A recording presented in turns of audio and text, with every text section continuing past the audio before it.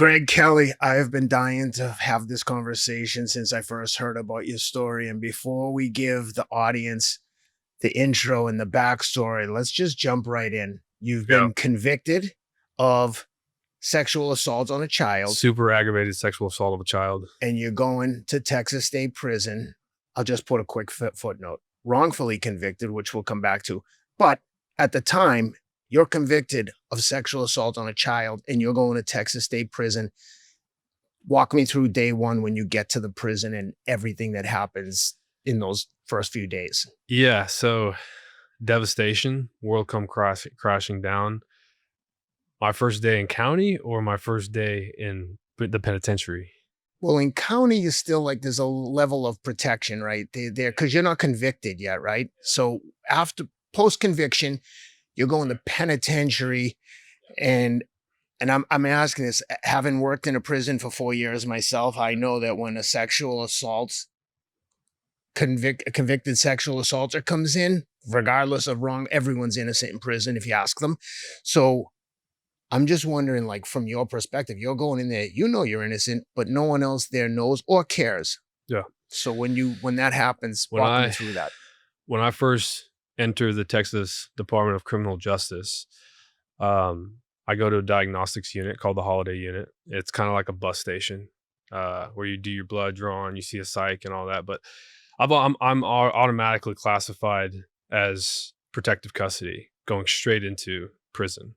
Like they have a lot of rules and regulations on allowing, protecting people with those charges. Because not only do the inmates want to get you, but I'm sure that most of the Yeah. guards do too. The 'cause the guards are corrupt, and the guards are, they're humans too, like we're human. And I've, there's been people I met in there that are absolutely sick people and make my skin crawl hearing them like talk about what they've done and how proud they are. And I'm talking about worst of the worst. The inmates you're talking about. The inmates, Yeah. yeah. So I get it, I get it. And I get put straight into protective custody for a few months. And my first experience in prison was my first week I was in protective custody, and dinner came by and the bean chute opened up and there's a piece of crap on my tray for dinner. They took my food off and they took a big old heaping dump on my tray, and I immediately threw it right back out the bean chute. That what the F is this? And now I've been paralyzed. When things happen to you, trauma happens to you, you get numb and you become paralyzed, and you're just learning to survive day after day. But when that happened, that really woke me up to this world I'm really in now, where I'm looked at as scum of the earth. I'm looked at as not good enough to breathe, like not good enough to be alive. I'm in there for a few months, and then I get the option of it getting asked if I want to go out into general population. Then I say yes, of course. Anything to get me out of this box. All right, I'm 23 hours in, 1 hour out. I find myself. Did you have a cellmate? No. Okay. So when you're in protective custody, you're in a little 6x9 cell, bunk, or a bed, desk, sink, shower. And they asked me if I want to go to protective custody now that I've gone through diagnostics, and I'm waiting to go get chain, which is transfer to an ID unit. And I say, yes, of course, I don't want to be in here anymore. And they explain the risks of that. They're saying, well, we know what your charge is. We know what you're convicted for. You are a convicted child molester. When you go out to this place, you need to be very careful, and you need to always watch over your shoulder. The guards will protect you as much as they can. Their job is to make sure everyone's safe, no one gets taken advantage of, and no one gets hurt. You being a guard, you probably like bullshit. I from what I know of prison, those guards are telling the inmates, he's coming. Who's getting him? 100%. Yeah. And who's getting him? And they were probably fighting to see who There's get you bids. first. There's Oh, bids. Yeah. There's bids. 100%. This is a vicious place that most people will never, ever comprehend. So yeah, and you're right, Ken, because people have always asked me, well, tell me your experience in prison. I'm like, you got to go then. You have to be there. If now there's a difference between being in prison when you know you're supposed to do it, like you're supposed to be there. That's where you belong. It's an absolute different story, a different world when you're not supposed to be there. And you're in this like fever dream forever. It's never ending. Like you wake up and you're like, this is my reality now. I'm getting taken advantage of for the rest of my life. I'm waking up into a nightmare. It's like Groundhog Day. And yeah, I say I want to go to general population. I'm surprised they let you, honestly. Yeah, well, Texas is a little different. I don't know if maybe it's a nation thing, but I think in early 2000s, back in the 90s, when were you a prison guard? What years? 89 to 93. Yeah, so it didn't really matter. It wasn't limited to Texas, but this is what the history that I know, of course, of it. But back in the 80s and 90s, there was a lot of race wars, and that's where the violence was really popping off the most. So a lot of the stabbings, a lot of the gang violent related activity was happening in the 80s and 90s. What happened in early 2000s under President Bush is that he enacted this policy or whatever, that stricter sentences would be done to you if you attack inmates, like if an inmate's attacked other inmates. And when you're talking about Texas State Prison and guys doing 20, 30 years, like they don't care about another charge. They don't. And they're not in there for being thought leaders and considering their actions. So I wouldn't imagine that has anything to do with the price of tea in China. Like. Focus isn't just about grinding harder. It's about fueling smarter. When I'm working, training, or recording, I need my brain to show up. That's why I use Ketone IQ. It's clean brain fuel. No caffeine, no crash, just steady mental energy that lasts. It gives your brain what it actually wants. Ketones. They cross the blood-brain barrier to power your neurons directly. No jitters, no drop-off. You just stay locked in longer. For me, it's the difference between pushing through and feeling dialed in. Whether I'm deep in work, on a long run, or traveling, Ketone IQ keeps me sharp, calm, and focused. If you want to think clearer and last longer, head to ketone.com/rideout for 30% off your subscription order, plus a free gift with your second shipment. Fuel your mind like you mean it. So they put you in GP, and what happens? So I get put in general population, and it's like a 58-man pod or whatever. And it's really weird at first because when you're new, and I'm young, I'm 19, so I look young. I'm an athlete, so I look fit. But you're a young. big dude. When you walked in, I was like, damn, this guy is big. And in prison, I was like this is me like trying to slim down, but like in prison, I was 235, like just like yoked. I was 8% body fat. Like I looked like a bodybuilder. Yeah. And I did it for a reason, because I knew that, okay, when I was in the county, all I ever did was work out and eat as much as I possibly can. Yep. Because I was in the county for a few months before I had moved there. But I go in there, and are you familiar with heart checks? Yeah. So yeah, that's a real thing. And in prison, it's more so trying to see your skin color, and if you're able to ride for your skin color. So a heart check, for people who don't know, the whites are like, hey, we're sending some guys to fight with you, and either you fight back or you don't. Exactly. I got one. So there's a red door. It's a fire escape door in this pod, and it's the only blind spot in the whole pod. It didn't take more than a few minutes for the whites to start coming up to me and asking me. You know what's crazy though? They didn't ask me what I was in for, and I was prepared. Like, and my default answer, of course, being naive too, was, I'm not supposed to be here. I'm innocent. I'm fighting my case. Don't want any trouble. Well, they don't care. They don't care, dude. I don't want any trouble. Yeah, I don't want any trouble. You know what I know? People like that. People, what the default answer would be from the people that I know that are like that. You don't want trouble? Well, you got effing trouble. Yeah. You don't have to want it. You got it. Exactly. So, but I was really surprised they didn't ask me. So, but they did ask who you ride with. Yeah. I said, nobody. I guess when I was in county, I had an older guy who he's been in, he's like a full-time, just like in and out prison type guy. Been down there already 4 times. And he told me, when you get down there, just say that you run solo. Like, you know, that's it. That's all you got to say. You run solo, and you don't have to say like, I don't want to be a part of anything, this and that. Just say, I'm solo. That's it. Damon West told him, I roll with Jesus. I'm riding with Jesus. And the There guy you said, go. Jesus don't live here.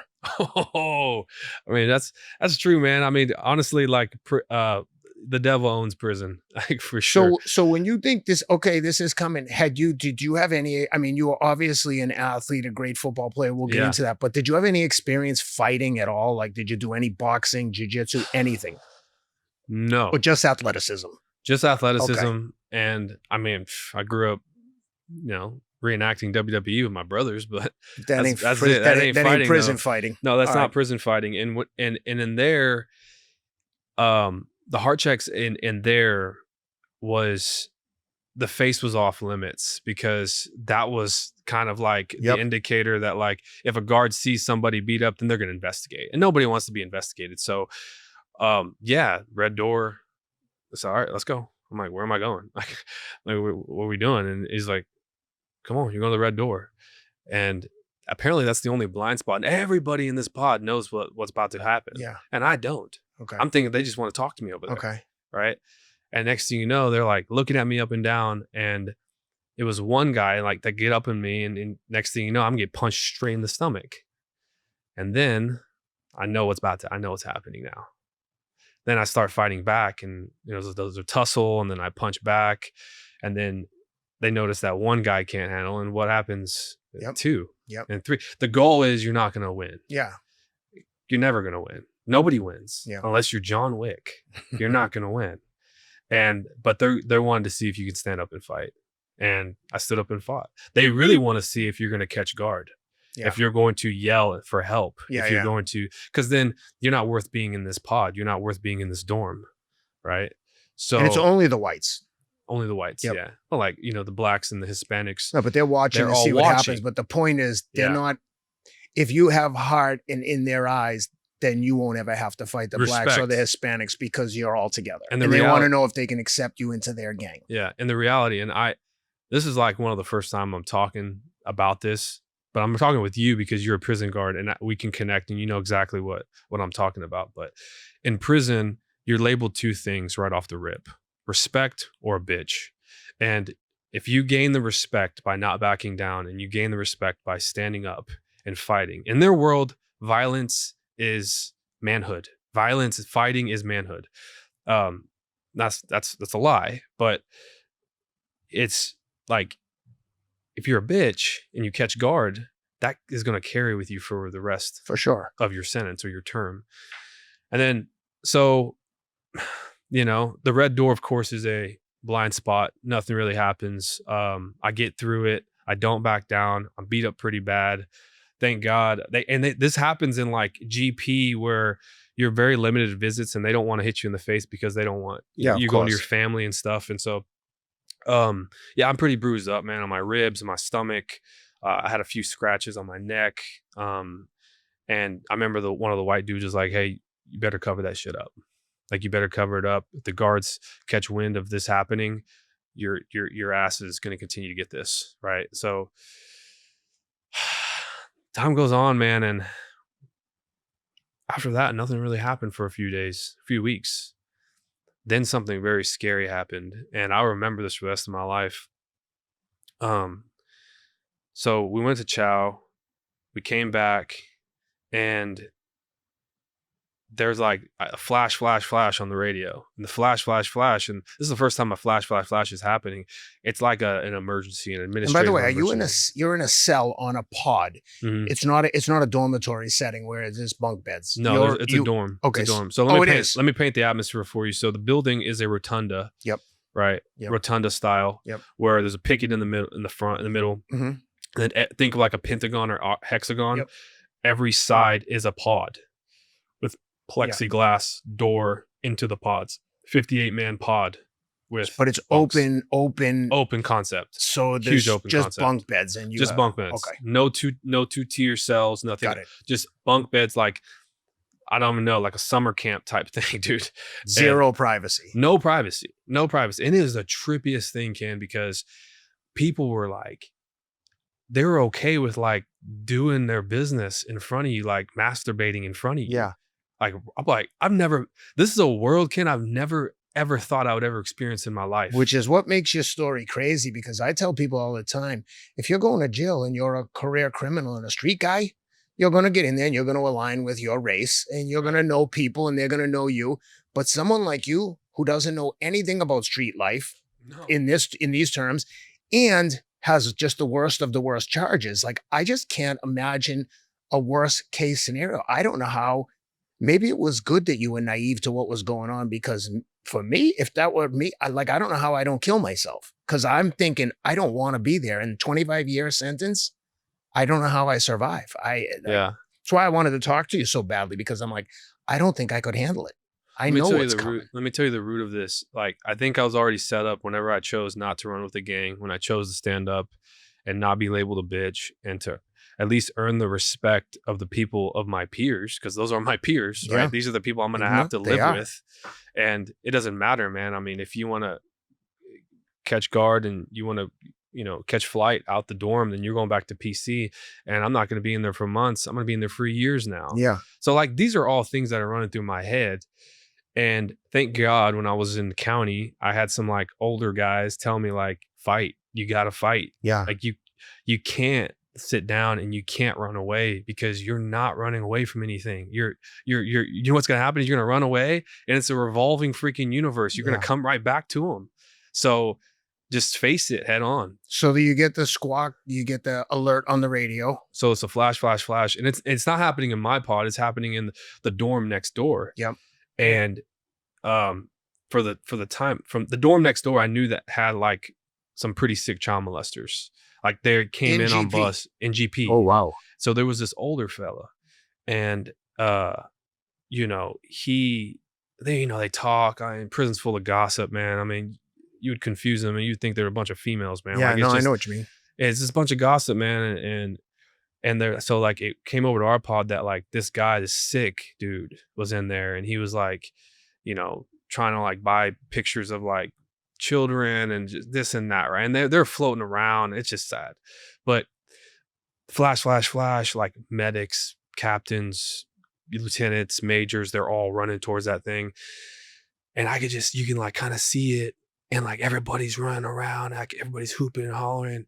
And little do you know, this guy is getting his neck torn inside out, like slit open, like full necktie coming out, just disgusting. And from what I'm hearing, that's what's happening. I'm not witnessing this, but what I'm hearing after the matter of fact is that's what happened to him. Well, what I saw though, because everybody's against the plexiglass on our dorm now and trying to look over, is gurney's coming. The guy gets put on the gurney, and immediately they start rushing him out of the rotunda, passes our plexiglass, our side of the dorm. Yeah, and this guy's neck's fully slit open, and they're trying to apply pressure to it, and there's just blood flowing down from the gurney. And it happened like that. And they're saying like, they're talking about who got. And, he's a sick child molester, and like, I'm over here painted as one. But no one knows at this point. Nobody knows. Oh my God. So I'm like, now it's like, I'm fighting my case. I'm fighting my innocence. I'm waiting for good news from my attorney. And it's so early on into my appeal. Nothing happens early on, but like, I'm in survival mode here now. I'm just like, I'm really hoping, praying nobody knows. Nobody finds out. Nobody, like, no news is good news. Nobody comes up to me. It means that like this secret, this wrongful secret that's put upon me, it hasn't really been spread to people I really don't know. I don't want to know. Yeah, of course. And there are Aryan Brother in there. Brotherhood, there's Aryan I Circle. just can't believe the guards I can't believe the guards didn't tell the other inmates what the charges were, because they are vicious people. I think the guards were worse than the inmates for a lot of them. In my case, I couldn't stand them. And what state were you a prison guard in? Massachusetts. I do actually think that like it varies state by state. Not all of them. I worked with some awesome guys, like really cool guys, but there were a couple of guys that were like the worst people I've ever met. And I'm very surprised, Ken, because I was very high publicity. Like I know the guards knew, but like I tried to, maybe I'd like to think this had something to do with it. I know it doesn't, but I've always carried myself with respect. Like I'm not coming in there like I'm me. I'm trying to be me. Like I'm not trying to explain myself. I'm just like going through, just trying to see another day, right? Yep. And so, um, yeah, I get put in there, and that happens, and time moves on, and I get transferred to my ID unit, which is the WIN unit, the WIN State Farm. That's what they call it. It's the second oldest unit in the state of Texas. And yeah, this was a weird situation, man. So I get put on this unit, and I immediately get to like this cell block that has to do with like all sex offenders. And I'm like, it's so freaking creepy, man, because it varies on the spectrum of like people you would never think that are in there for some like disgusting crimes, Yeah. to like people that wear it on their sleeve. So you don't trust anybody. I'm not talking to anybody. I'm trying to stay by myself. Yeah. I'm trying to do time by myself. Then I get bunked up, man, with this guy named Crazy. First cellmate I've ever had. They call him Crazy, man, because he's got a portrait. He killed his family, right? He's got a portrait of his kids, baby kid, like Hispanic guy. Like 4 portrait baby kids right here, and those are the kids he killed. And he's Satanist, right? Like it was sacrificed to Satan. Okay. And killed his wife. He's in there for 5 life sentences without parole. They were trying to go for the death penalty. They didn't give him because it's insanity or whatever. And this dude was insane. I'm getting booked. I'm getting paired up with this guy. Like, bro, I'm 19 years old. And I'm like, I'm supposed to have a college roommate, dude. Like, I'm trying to go to college. I'm supposed to be on a football field. I'm supposed to meet my best man at my wedding, apparently, or something, right? In college. And I'm getting paired up with Crazy. And this guy was real big in the K2, which is like the synthetic marijuana. He would always smoke it, and they would pop socket, right? Or pop outlet or something, right? And they were just kind of, he would pop it every night. He'd ask me too. Thank God he asked me, but he was like, "Hey, I'm going to do this real quick. Is that cool?" I'm like, "I don't care. Do what you want. I'm not going to tell you what to do." I would always just lay on my bunk and read. Well, my second night, he does it, and he hits a little too many hits. And you're only supposed to apparently hit 1 hit of this K2. Yeah. And it's enough to get you high, like you smoke 2 or 3 joints. Yeah. But he like hits a couple times, and this guy starts having like schizophrenia, that type stuff, and starts thinking that he's water. And he's now like trying to run through the bars like he's water. He's trying to escape. And so just imagine this 9-foot cell, and he's backing up and running full speed into the bars, hitting himself, bouncing off the bars on the ground, getting back up, gets to the back of the cell, runs to the bars, and he's like, I'm water. I'm water. I'm water. He's like thinking he's water, and he knocks himself out, just gashes himself here, completely open. Now the guards are gonna come and think you did it. So that's what happens. So right, so he's laying on the ground, blood's coming down his face. He looks like he just got done, in a 5-round UFC fight, and the guards are running in, and there's a flash on the radio, and I'm like, and it's in my cell, and the flash is like it's a response to an emergency. Yep. So I'm like, oh crap, man. I'm just like sitting up on my cell, and I'm immediately trying to like get my story of what just happened right now. And the lieutenant's like, what happened? I'm like, K2 water, trying to, run through the bars. I don't know. And he said, oh man, that's crazy. Right. And I was like, what do you mean that's crazy? He's like, yeah, man, he does this like every month or so. I'm like, this is my second day with him, man. Like, can you please get me in another cell? Can you get me by myself? Yeah. Like, I don't want to be near this guy. So, man, it just like, I feel like I was just in a fever dream over and over and over again, Ken. And, there's something that happened in the county. And I always ask myself, like, what made me want to like keep going and never really become suicidal? Because I can honestly say I was never suicidal. Like, I never wanted to take my own life. But one thing I did want to do is I would be okay with not waking up. Yeah. Like, I would be okay with, I don't know, maybe I'm too scared, or maybe I don't have enough courage. I don't know. Maybe I love my life. Maybe I have so many people believing in me, man. It's different when people believe in you. Yeah, that's true. Right. at that time, hope was ignited. Like there was hundreds or maybe thousands of people fighting on my behalf on social media. Like there was these threads and posts, and my family's coming to see me every week. And I got a good girl who I'm now married to, who told me to shut up when I told her that she can go to LA and continue with her life, go find someone that you can have kids with, get married with, go live with, right? Like, I'm going through this. You don't have to. We're not married. We fell in love in high school, but you don't have to do this. And I remember writing that letter to her when things were kind of still up in the air, and I had no idea if we were still going on or not. And she wrote me back immediately. She actually didn't want to write me back. She wanted me to get it faster. So she JPayed me, which is like electronic mail, right? They print it out same day and they give it to you. Costs a little extra, but she literally said, "Shut up. I'm here to stay." You know, when a good woman tells you to shut up and you're here to stay, you better believe her. Yeah.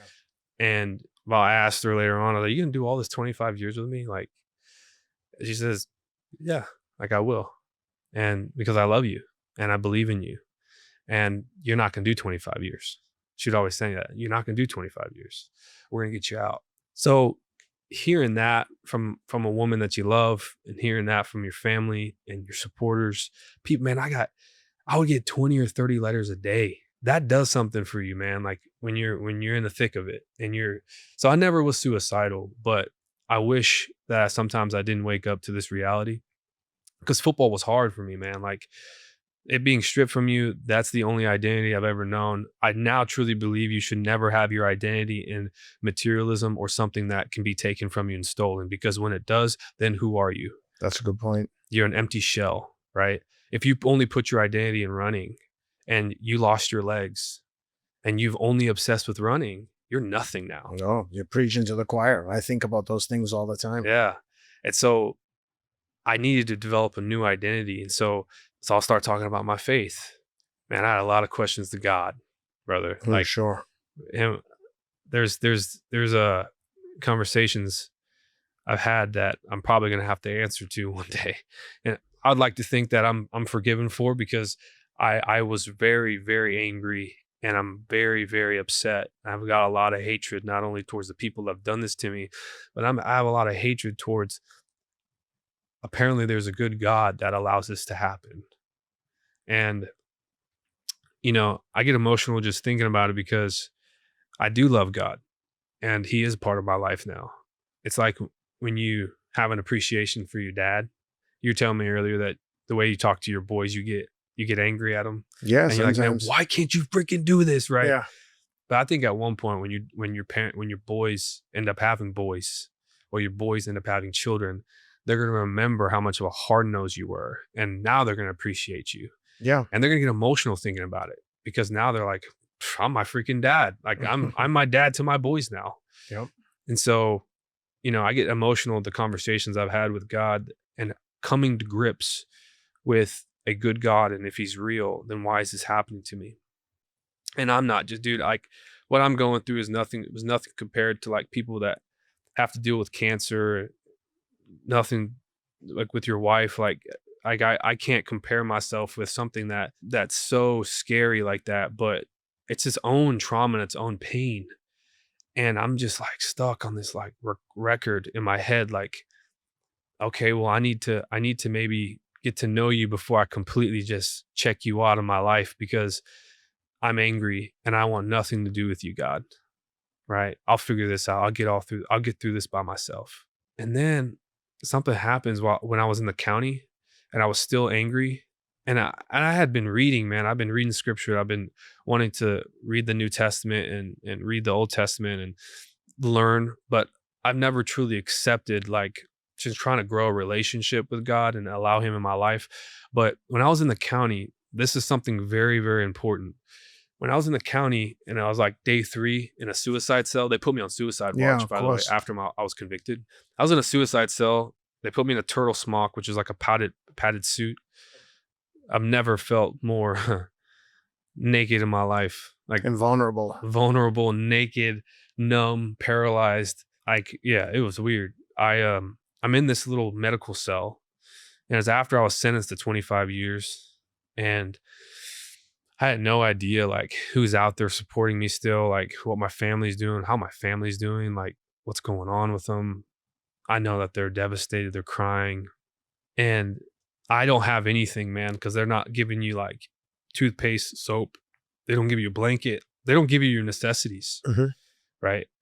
So I'm sitting there in a bunk, and like for a couple of days, they see that like I'm not a threat to myself. So they start trusting you, right? In prison, you get privilege as you go on and you prove yourself fit, right? So they drop these like your bare necessities through the bean chute because now you're able to have them. So they drop a blanket, they drop a new set of clothes, like real prison uniforms. Like, Yep. dude, to get the freaking prison uniform, I was so happy. Yeah. It's pretty crazy how like they create this standard. It's like, you have nothing, but I'm gonna give you a little bit and you're gonna be grateful for it. So I'm grateful for now toothpaste. I'm grateful for a toothbrush that somebody doesn't have to bring to me and watch me brush my teeth and me give it to them. Yeah. Right. So I'm grateful for all these things. And then the last thing they drop through the bean chute of my door is a Bible. And I'm wondering, like, I'm laughing now. I'm like, well, how is this a necessity? You know? And so I've actually given a sermon about this in prison. I've actually gone back to a few prisons to kind of give my testimony, my story, but they gave me a Bible. And it's like one of those institutional ones, right? That just like, it's not study Bible or anything, but I have nothing else to do because I know I'm going to be in here for a few more weeks. So I'm just reading now. I'm just opening it up and reading the Old Testament, don't understand anything about it. Then an inmate came by my door, a trustee, right? A trusted inmate that works for the jail. It's like, hey, you need to start in the New Testament, start in Matthew, learn about Jesus, who he is, what he came for, right? What he's done, who his family is, and then just learn about his genealogy, which is the Old Testament. So I was like, okay, cool. So I start reading the Gospels, and man, I just like, there's nothing else to do. So I just read it. And then, I come across John 16:33, where it says, in this world, you will have trouble, but take heart and have peace. I've overcome the world. That's my favorite verse now, because I needed peace more than ever in that moment. There was nothing but chaos happening in here and in here. And there was cancer that was spreading all over me right now. And the decisions I make now, the decisions I make at this very point of what I choose to believe and how I choose to continue to lead my life, considering the circumstances, will develop me into who I am today. It will develop me into, if I'm sitting at this table talking to you right now, or if I'm still in prison because I've killed people while I was in there who tried to take my life, or out of rage, or somebody called me a child molester and I broke and I snapped their neck. I don't know. But that was a pinnacle moment for me. And so I said my first prayer. I said, God, if you're real, I need you to show up. I need you right now. I don't even know where to start. I'm paralyzed, but I need you. And, I was thinking about that the other day. I pull up to my house and I see my daughter, and I see my wife in the front porch playing with the bubble machine, and she's drinking coffee and she's reading her word. And I pull up after going to the gym, and I walk up to the front door and I see my little girl saying, Dada, Dada, Dada. And I think about that all the time, man. When I was in that prison cell saying that prayer, and I think about how a lot of times when we pray for things, it doesn't happen immediately because our time's not his time. Yeah. There's a lot of decisions that we need to make personally as a person before we get to our final destination, that finish line, which is, for me, I didn't know if I was ever going to be a dad again. I didn't know, or not again, but I didn't know if I was ever going to be a dad, or if I was going to marry this woman who said she's going to stay by my side. So there was a lot of like, I don't knows, but I like to believe now that prayer does work. Yeah. It can happen quick, or it can take a long time, man. Well, let's go back to like, Yeah. you're in high school, you're playing football. Like, how did the charges come up? Like, walk me through the beginning. Like, what happens? Yeah. So I'll tell you the, quick little thing about my upbringing. So I grew up loving family. Dad worked as a car salesman. My mom and dad have a beautiful story, a love story in itself. Hopefully after I write my book, I want to write my mother's book and her story. My mom's a double widow. Dang. Yeah. Dang, dude. Like, her first husband was murdered in Guatemala. Oh my God. In a restaurant with his brother. was left. She was left a widow with 2 young boys, 1 and 2 years old. My older half brothers, Marlon and Aldo, still close to him to this day. And she became like a hairstylist. She opened up her own salon. She moved in with my grandma at the time, very supportive. Then my dad was an international baseball recruiter for the University of Idaho. And at that time there was a thing back where you could, go down and recruit from other countries, right? College baseball players. And so he did. And he went down to Guatemala, sat in my mom's salon chair, didn't know a lick of Spanish. She didn't know English. They kind of like were flirting off of body language. Yeah. One thing led to another. A couple months later, he was down there for a couple months. They end up falling in love within that first those months. And within 4 months, she moves up. She moves to America with my dad and her boys. My mom agrees to marry him. So then they land in this area north of here, Leander, Texas. And that's when they wanted to have kids of their own. Now I'm talking about my brother Doug and my brother Jonathan. And then eventually me in 1995. So you're the youngest of 3 with 4 your brothers. parents. So I'm a youngest really of 6, Yep. but 2 siblings I'm not super close with. One of them, Lisa, we talk every once in a while. But yeah, with my brothers, I'm the youngest of 4 or 5 boys. I'm the youngest. So yeah, the boys that are still close to me, I guess you could say. Okay. But I'm the youngest, of all of them. So I'm the baby. And 1995 is when I was born. I grew up in Leander, Texas. Dad ended up becoming a car salesman. My mom had her own cleaning business. I grew up loving sports. I grew up with brothers that picked on me. I was a chubby little kid. And so tough love was all I ever knew. And The youngest always gets the benefit of having older brothers. My youngest son is like, he's benefits massively from the older guys. Yeah. So when he does well, I always say to the older kids, makes me emotional thinking about it. Like, his success is your success and our success because you guys trained him up. Even if he has maybe a little bit more athletic ability, I never try to overly compliment any of them, right? Because they all benefit from knowing each other. They're all a product of our family. No one is just naturally gifted and he's better than everyone else. He's got the benefit of having older siblings. yeah, you're gonna find him to probably be the most resilient when it's all said and done. Like, I'm not saying that your boy they're gonna be more resilient than other, but you're gonna see something special when it comes to resilience. Yep. I've seen that a lot with my brothers, how they treated me like when they were studs. Yeah. And it's funny because I'm the fittest now. Yeah. And like, because I chose to continue to keep a fit lifestyle. Yep. And they're business owners and they're successful and all that, but like, I don't get wrapped up too much with business. Like, I'm like, okay, I leave that where it's at, and then I also got to focus on my health. Yep. And That's so right. I always say, like, I always tell them, like, it's funny how this works, man. I was really fat as a kid, and you guys let me know it. Now I call you guys fat. So yeah, I mean, I have to chalk it up to my brothers, man, giving me tough love. You backtrack in hindsight, right? It's 2020. So when you're older and you become a man, you reflect on like, what are like little seeds that were planted in my life to make me who I am today.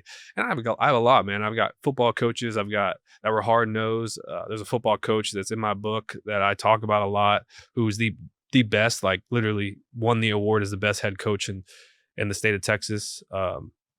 He was my defensive coordinator. He planted a bunch of seeds. My brothers planted a bunch of seeds. My dad planted a bunch of seeds. A lot of people, man. And so I chalk it up to my brothers a lot for being tough with me. I grew up and something happened like between my 7th and 8th grade year where like I hit puberty. Yeah. And I shot up like 6 inches. The belly went away. Yeah. I started growing whiskers. I grew an Adam's apple. Yeah. And I started looking kind of handsome. Right. And like now, like I look like a senior in high school. And then the girls started coming around. Right? And started like trying to flirt. And I was like, I'm like, man, I figured I'm good at football now. I'm good at sports. Like I don't have, and then I've got Osgood Slaughter disease now in my knees because I've shot up so quick. And so my knees are hurting and I'm going through all the pains. So I'm a multi-sport athlete, ran track, played basketball, played football. Then I realized I needed to focus on one because I'm not really good at school. I have dyslexia. And so making barely C's and B's. Mhm. So I was like, you know what? Like if I'm going to go somewhere, and I love playing football, so I'm going to focus on football. Did pretty well. Became a varsity football. I gotta talk about this, but I met my girlfriend in 7th grade, but we ended up dating and becoming boyfriend and girlfriend going into our freshman year of high school. Yep. So she's like my high school girlfriend. Mhm. So going into that, she comes from a huge dance background, families full of dancers, commercial professional dancers. So I say all this to say that she's very goal driven to focus on dance in her life. Doesn't party, doesn't drink, doesn't mess around, doesn't even gossip. Like that's very, very great to have in a Yeah. woman. But I'm focused on football. She's focused on dance. We complemented each other a Yeah. lot, right? We're both goal driven. Then I make varsity my sophomore year, and I'm just going through the ropes, man. I'm trying to learn, do pretty well my sophomore year, and then something happens. So going into the summer, actually 6 months prior to the summer of 2013, so like right around early spring, winter, January, February, my dad has a massive stroke. My dad's older, so at the time he was in his 60s. Massive stroke, wasn't very healthy. Gets put into the hospital. I'm pretty devastated about it. But I have to continue to show up to go to school and show up. You know, my mom now is like having to work and also take care of me. And my boys are already, not my boys, my brothers are already in college. And so I'm the only one still in the nest. And then going into the summer, my mom has she gets diagnosed with brain tumors. Jesus. So now I'm left parentless. I don't have any parents that are watching me, like watching over me. And that hit me hard because now both of my parents are going through some really tough medical things. I haven't lived enough life yet to handle it. Like I'm wondering what's going on. I'm like, and I'm being very optimistic, and my mom's being very optimistic, so that helps. And my brothers start showing up more because they're all doing their own thing in life. But now that the family unit is taking this hit, they're showing up now and taking me to and fro from places, right? So I had a friend named Jonathan at the time, and he was a mutual friend of the group. We were all of us as friends, and he had a house that was pretty close to the high school, and he was also a football player, but he's a year younger than me. Okay. And he looks a little like you. Looks a little like me. Actually, looks a lot like me. People confuse us all the time as brothers. Just a little shorter than me. So his mother ran an in-home daycare of like a few kids, and like us as boys, like the friends, we'd go to his house because his mother was always welcome, like play video games, eat some Hot Pockets after football, after school. So that the house was almost considered like Grand Central Station, man. Yeah. Like kids were coming in and out, right? Hanging out. It was the hangout spot. And they were nice people, man. Shama was really nice. Ralph was really nice. His dad, Jonathan, was super cool. We got off very well. Like it was like best friends, right? Now, since Shama found out what was happening to me, right, and my family, Shama had offered, and she saw that I was a good football player. Shama's Jonathan's mother. Okay. Yeah. And they're Sri Lankan, so that's why they have these names. She ends up offering for me to stay, live with them until my family gets better, my mom and my dad get better, or until they can come home from their hospitals. Yeah. So I thought it was a good idea because it's next to the school. At the time, I was just getting my license. Yeah. So they had an extra family car that I could use. The only obligation was that I would drive Jonathan to where he needed to go if he needed to go anywhere, take him to school, take him to work because he was working at the time. I said, cool. And I thought it was a good idea. My mom was very hesitant at first because, you know, you're protective as a mother and it's your boy, but she didn't have another option, right? Yeah. It'd alleviate some responsibility off of my brothers. So she agreed and she said, okay. So I started living with him. I lived with him for like 10 months in total. Jonathan ended up changing a lot while I was living there. And at the time too, I had just become the starter on the varsity football team. I had some big shoes to fill up. And so I did. And so my focus dialed in on football. Like I would wake up at 5:30 in the morning, go to Gold's Gym, get my lift, go to school for 7 o'clock practice, do the practice, go to school during the day, do my afternoon lift. And then I was working. I had to take on a job to make some extra money. So right after school, I went to go work at the movie theater almost every day. Got off at 11 o'clock. And I would literally do like my homework at the movie theater when it was slow. And got off, went home, got to bed, lucky to get 6 hours, do it all over again. That was my life for like 10 months. During that time, I started like, me and Jonathan's relationship as friends started like drifting away because I was so focused, but his focus leaned more towards hanging out with people he wasn't supposed to hang out with, getting with the drug scene. Like, I mean, he would steal from the mall. Like he would go with like these people that I don't know, nobody knows, and go hang out with them. And one time I was like, hey, where you been all week? He's like, oh man, he's like real nonchalant, like, don't worry about it. Don't worry about it. Don't worry about it. I'm like, dude, what's going on? Like, what's going on? What's happening? Like, you need to talk and stuff. And he said, no, man, don't worry about it. You're too busy. Blah, blah. So I remember taking that in, like, maybe I am being a little too busy for him, right? Because I considered him like my little brother. Yeah. I remember feeling bad about it. And then there was a time I remember that he got caught with like a bunch of marijuana in a bag in his backpack, and his mom tried punishing him, taking his phone away, taking his iPad away, whatever. But it only lasted for a few days. His family very little punished him, like didn't punish him at all or enough. And so he never really learned. And then it came to a time where my mom got better right around end of May, early June of 2013.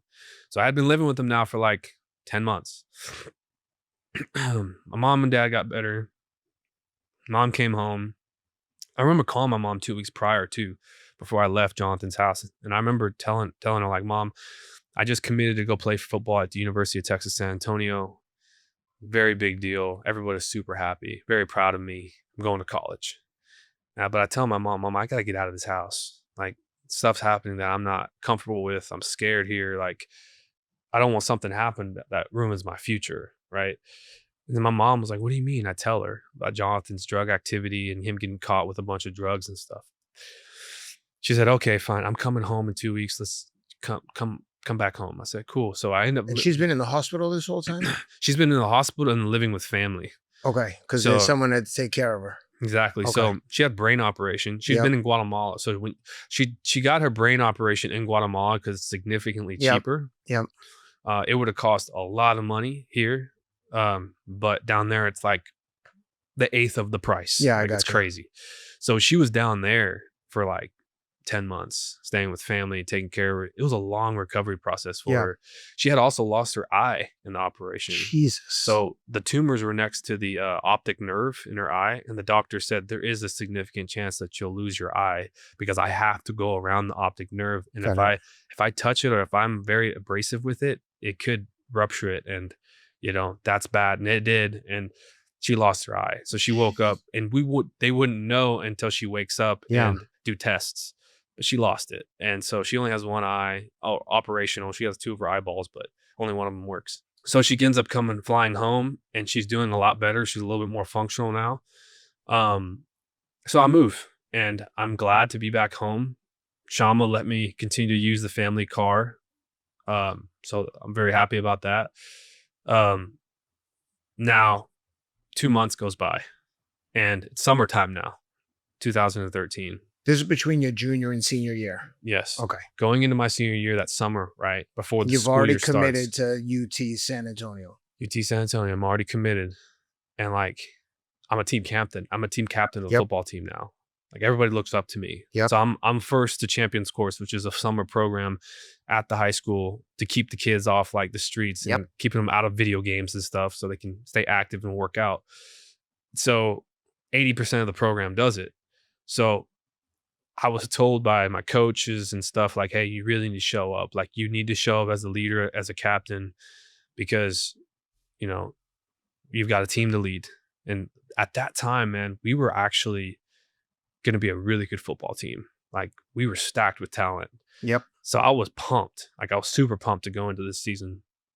And yeah, one day I get a call, and it's a missed call. It's a bunch of missed calls. I check my phone after the champions course, and my brother, I see it's a bunch from my brother Marlon. All right, my second to oldest half brother, and we're close. John Marlon's always been that type of brother that I would like pick me up randomly and let's go see a movie. Like, he was just always there. I mean, I'd have to say he's probably like my closest brother that always like wanted to see me, right?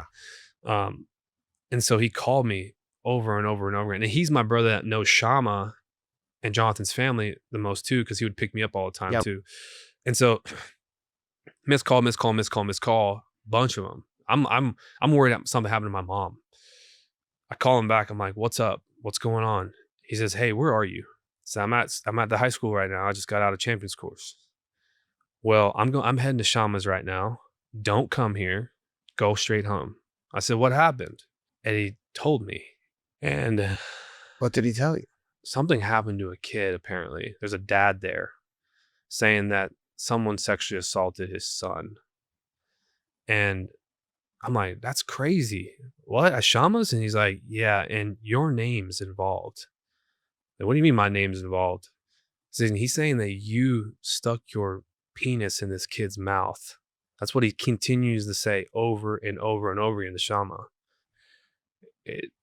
Trauma is a crazy thing, man. My heart's racing just thinking about it. I'm asking my brother, "What are you talking about?" And he's like, "Dude, I don't know. He just keeps saying this is what happened to his son." And by the way, is the dad, while he's at Shama's, threatening to murder everybody? No, Because if I my know. son told me that and I thought someone there, I'd be like, if you don't tell me who did this right now, I'm killing everybody. Rightfully so. That is something like I think about now having a kid. It is absolutely the worst nightmare of a parent. Worst. He was pissed. I remember asking my brother, like, we were talking about the specifics of the situation after the fact. He even said this in the doc too, like the dad came in like raging mad, Of course. but trying to keep his composure. Yeah. He says, "Don't come here. Just go straight to, I'm going over there right now to see what's going on." So he does. And like, dude, I start getting sick. And I'm like, "What is going on?" And I call my brother again. He's like, "No, I'm coming here, right? I'm going." Like, "What are you talking about? My name's involved. How? Why? Like, I haven't been there in 2 months." Like, I'm thinking in my head, like, "What are you talking about?" So I go straight to home, and like, this is lingering over me. And my brother calls me. He's like, "So this is what's happening. The father is saying that this happened, and he's going to the police." And I'm thinking, like, is he still saying I am involved with this? He says, "Yes." And he's like, "Okay, cool. Let him go to the police, I guess." Yeah, I was going like, to say, if you didn't do it, I'd be like, go to the like, police. I'll meet you I was there. like, "Cool." I'm like, "Who do I need to talk to?" Right? Like, I'm thinking in my head, I'm like, "Well, we're going to get down to the bottom of this." Yeah. So I'm telling myself this, like, we're going to get down to the bottom of this. This is a very terrible misunderstanding. And if this something did happen to this kid, then it needs to be investigated, but I have nothing to do with it. So let's get down to the bottom of it. So he says, "Well, you're going to go to the police. We probably need to get an attorney." I said, "What do I need an attorney for? I didn't do anything." He says, "Well, these are allegations, Greg. Like, he's legit. He's accusing you." And my brother being an adult and me being naive, I'm thinking, well, if I didn't do this, I don't need an attorney, right? Because the police is going to figure this out. Now, that's being naive. By the way, I have a rule with my wife. I tell her all the time. She thinks I'm crazy because she didn't grow up like me. I'm like, God forbid anything ever happens when the police come. I don't care if you have 25 alibis. If they're accusing you of anything, you just tell them I'll answer all the questions as soon as my lawyer gets here. Yes. Because as soon as they tell you, whatever you tell us, we're going to use it against you. 100%, kid. Dude. No question asked. We're going to use all your words against you. Do you want to talk to us? It's shocking to me that someone would be like, yeah, okay, I'm still good. Exactly. And I've learned a lot about criminal justice, and I've learned a lot about law. I'm sure you have. And I know it like the back of my hand now. Like, I know whenever I get pulled over, what I can do, what I can't do, what I'm lawfully required to do, how I can protect myself as well. And I've got pulled over a few times ever since I've been exonerated. And I record the altercation. I have to. I've always given my identity. I don't have to, but I do, because I'm cool. I'm you tell me what to do. I mean, if you tell me something to do that infringes on my rights, then I'm not gonna do it, right? It's always surprising to me when people want to be like lawyers when they get pulled over. I don't have to. Cop pulls me over and asks for my insurance and license. I give it to them. If he's out of line, I'll deal with this later. Exactly. But if you get a You got your crooked time. cop Yeah. or a lunatic, next thing you know, you see it all the time. They're dragged out of the car, arrested. I'm like, you could have just handed them everything and been like, tell me what you need me to do. Yeah. Because if you're wrong, I'll deal with it later. But I can't deal with a crazy person. You could fight in court. You can't fight in your grave. That's right. So unfortunately, some people, they act a fool and something happens. But like, you could have fought this though. Like you could have fought at court. And if you're with a truly rational judge or person there looking and saying, okay, what happened? All right, guys, it's been about 6 months since I started taking liposomal NAD Plus from Raw Nutrition, and I've got to say, I'm absolutely loving this stuff. The biggest thing I've noticed, my energy levels stay consistent all day. No highs, no crashes. I'm not reaching for 3 cups of coffee just to get through the afternoon. I'm sleeping better, recovering better, and honestly, I just feel sharper. NAD Plus fuels your cells. It drives mitochondrial function, recovery, and cognitive performance. The science is solid, but for me, it's simple. I feel better, I train better, I show up better. What I like about Row is that they don't cut corners. Every batch is third-party tested, so what they say is in it is actually in it. And their liposomal delivery system helps your body actually absorb the stuff. Pro athletes, trainers, and health experts are making Row's NAD Plus a staple of their routine because it works. NAD Plus from Raw Nutrition. I don't think you'll be disappointed. Give it a shot. Right now, you can try it risk-free for 60-day money-back guarantee, plus get 20% off with code RIDEOUT at checkout.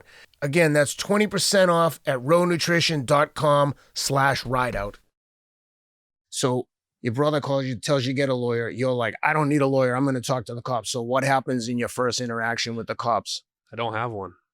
They never tried to talk to me. So when I tell you that my case is considered what it means to be railroaded, you need to watch you need to watch the doc, Ken. Well, I didn't watch the documentary intentionally because I wanted to ask all the questions without knowing anything. This would make so much more sense, and you would probably be more pissed off right now because it does raise that question mark, like, what the hell are you talking about? You didn't talk to police, right? So what happens? They make the accusation. They go to the cops. What happens? I was never been interrogated. So what happened was, it was a weird kind of situation where I had a lot of things planned for my summer, and I remember getting that initial appointment with the lawyer, and I'm like dragged by my brother. I don't want to go see an attorney. Like I'm cool. Like, let the police do their job, right?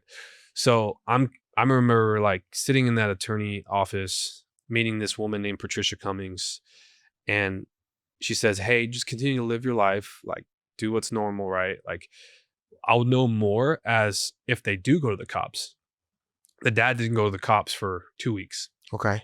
Which was strange, because very strange. Like if anything, like slight of a hint happens to my daughter, and somehow in some way I rationalize and I use logic and actually go to the cops without having to take things in my own hands. That's what I mean. Like one of the two things is happening. You're either going to take justice upon yourself, or you're going to go to the cops. I'm not going to wait 2 weeks with these if your kids are telling you this kind of shit. So what happened was he was trying to get something out of the situation. Come on. They don't have money. Now, he didn't flat out say that, but what he did say was, there is a way we probably handle this outside of court. That's what he told my brother. So my brother didn't want to entertain that. Brother should have put on a recording and been like, what do you mean? Tell me exactly what you mean. He wasn't thinking in real time. But yeah, what happened was like, no, like my brother more so was like, we do need to get the police involved. Like, there needs to be an investigation, because if something did happen to your son, then we're going to get down to the bottom of it. They're going to get down to the bottom of it. And this is going to get squashed for Greg. Right. So I'm already in LA at the time. Because we go to the ESPYs with my girlfriend, now my wife, my girlfriend's parents, right? And she's like checking out LA because she's about to move there for her commercial dance. Her sisters are already there. And what are you at the ESPYs for? Just go to the ESPYs. Oh, cool. Yeah, we were already planning to go to the ESPYs, like just as spectators. Just spectators. Oh, yeah, okay. Yeah, just spectators, and see their awards, and also I was just up there hanging out with my my girlfriend's parents and her, and she was going around LA, and like she was about to go up there for 4 years Okay. and dance. And Yep. so I did a trip with them, right, as her boyfriend. And so just continue to live life, man. And still going before that, still going to Champions Course every day, putting in the work. And while we're at dinner, and I'm weird, but like I'm like something's off, right? Like I feel like this is not squash. Like I'm still kind of being accused of this. I would say. So I mean, it's fucking crazy. so my like nobody knows. Only me, Marlon, and my mom know. Okay. And And your girl doesn't know. girl doesn't know. And so like, and I could like we were going strong too. Like we were going out. So it was killing me that I couldn't tell her what I was going through. So I had to put up this like front of everything's okay, I'm happy, and I'm not. I'm like, there's something still going on that I'm being accused of. And we go to LA, we're at dinner one night, and I get a call I get a text from my brother Marlon. He says, call me. So I step out. And my girlfriend at the time saying, Greg's being weird. Why is he stepping out taking a call? I say that my mom's trying to call me. It's important. So I go outside, get on the call with Marlon, and he says, so they're going to the police. Like he just filed a police report. I said, good. Okay, cool. Sweet. So he's like, okay, so when you get back, we're going to go to Patricia's office and we're going to see what the next steps are. So Patricia tells me like, they're going to do, I'm interacting with the police right now. We're gonna corroborate, right? We're gonna cooperate with the police and their investigation and let them do their thing. So there's like no news, there's no updates. And then like a month later, I get a call, and it's still summertime, and like the season's about to start. We're like 2 weeks away from school. I get a call from Patricia saying, come into my office. So I go into my office, I sit down with me and Marlon, and she says, there is a warrant out for your arrest. What? What do you mean a warrant out for my arrest? What does that mean? I don't know what that means. She said, you're going to get arrested. How am I going to get arrested? She's like, well, no, you're not going to get arrested. We're going to turn you in. And before you get arrested, I said, I'm not turning myself in. I didn't do it. I'm innocent. That means that would mean that I'm guilty. I didn't do this.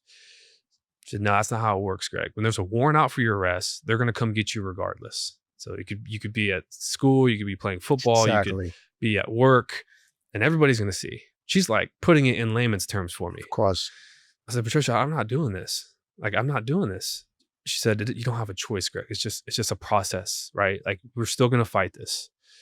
I said, am I about to get like my mugshot done? Like, am I about to go to jail? She's like, it's going to be a quick process. You're going to go in, you're going to get your mugshot. You're going to be in there for a couple hours. And I said, no, I'm not doing it. Like, I can't. Like, I'm thinking in my head, I'm like, I'm on the news for being a football player, man. Like, I'm on the news for making interceptions and making tackles and playing ball. This is going to put me on the news. So I'm like panicking now. I said, Patricia, this is not fair. Like, this can't happen. I'm not doing it. She's like, no, you have to do it, but we're going to get through this. So she says, we'll go at 6 o'clock in the morning tomorrow. I'm staying with my brother that night. And the morning comes around. My mom meets me at my brother's house in the morning, and we all drive to the county jail together. Patricia meets me there too. And first time I ever got handcuffs put on me in the lobby of the county jail. I can just still hear the clicks of it, man. Like, it's haunting. It's gives me the heebie-jeebies just thinking about it. And off I go, walking into this big sliding metal door that goes into booking from the lobby. And I just look back at my mom, and she's just sobbing. She's crying. Everybody's crying. My brother's crying. And was supposed to take a few hours, ended up taking 14. I'm sitting in like the waiting room or the booking room, and like, no, but I mean, the people next to me, man, are coming in from a drunken night. Yeah. There's people throwing up on themselves in the drunk tank, in the detox tank, right? There's people over here mouthing off at guards. There's people over here, you know what I mean, slinging out on dope. What the fuck am I doing? Like, why am I here?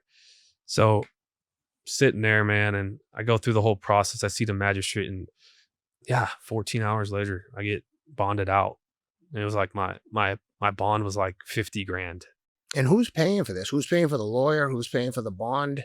My mom, my brother, my uncle. So what happened was that we really didn't get a bill yet from an attorney. Like we did get Patricia on retainer, and it wasn't that much yet, but like we know the bills are coming now. Yeah. So but the bond was $50K, and a bail bondsman, how it works, is 10%, right? So yep. my uncle had put up the money, the $5K, and so I ended up getting out. And I remember that night, man, it was like late at night. It was like 10 o'clock at night now.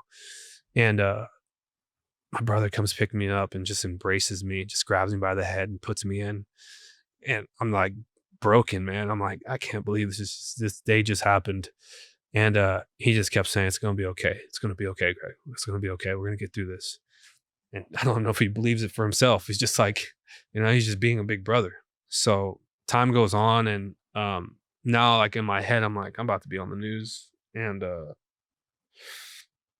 the next day I need to go to football practice. This happened on a Saturday, by the way. So yeah, You got booked on a Saturday? got booked And on a out Saturday. the same day? Yeah. You saw a judge on a Saturday night? I'm sorry. No, it didn't happen. The second time it happened on a Saturday. I got to tell you, I got booked in twice. Oh, Jesus. The first time happened on a Friday. And I remember actually calling out. The second time was on a Saturday, and I was there for the weekend. And I get brought out, and I ended up going to, over the weekend, just hanging out. I go to the gym, get a workout in, and I'm just like broken, dude. Like I'm just trying to stay moving. Monday comes around, and I go to Champions Course early in the morning. And I get out of Champions Course, and I'm checking my phone, man. I'm checking Twitter. I'm checking. Yeah, of course. Right. Like I Google like where my mugshot would be, and it's on like the county website. I see it pop up.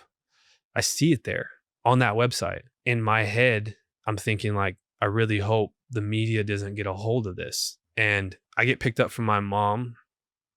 We go and have food together. We pull up to this China Star buffet restaurant. I'm just refreshing Twitter the whole time because I'm paranoid. Of course.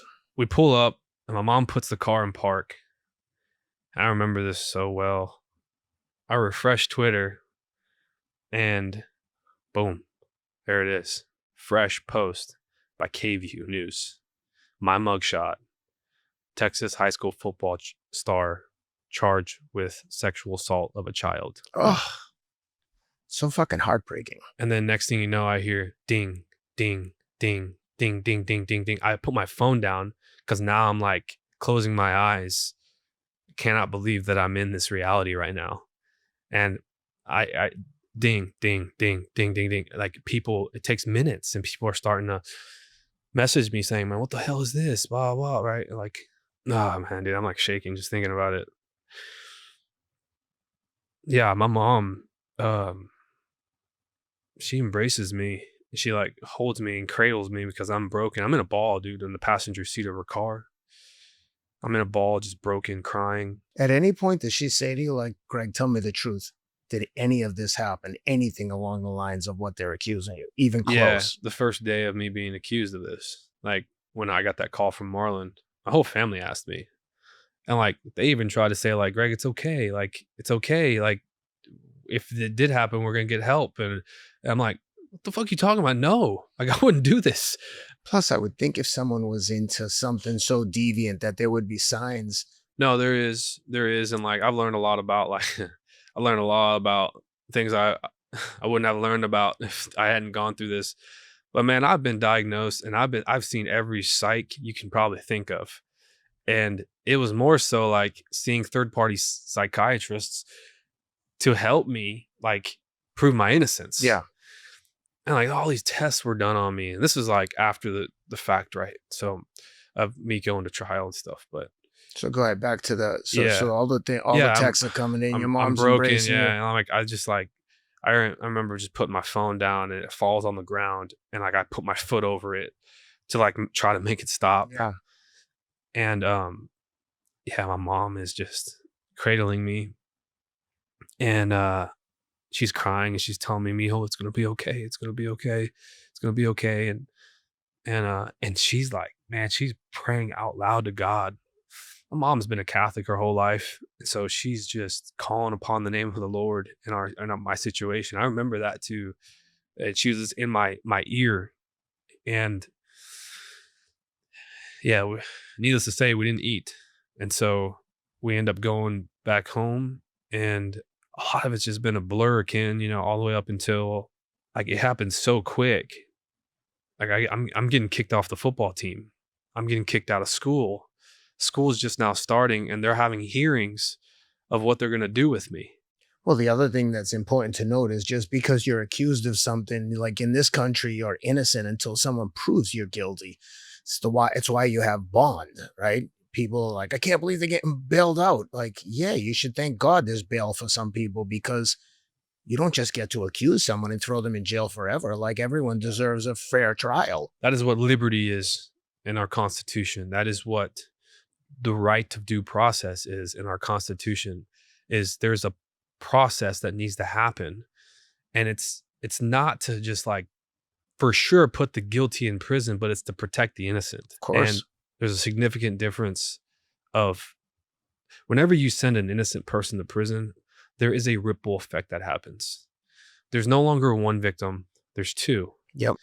And what happens now is that two will most likely turn into 3, 4, 5, 6, because the person that's supposed to go to prison That's right. is out committing more crimes. So in real time, if you're naive to it, you don't realize that.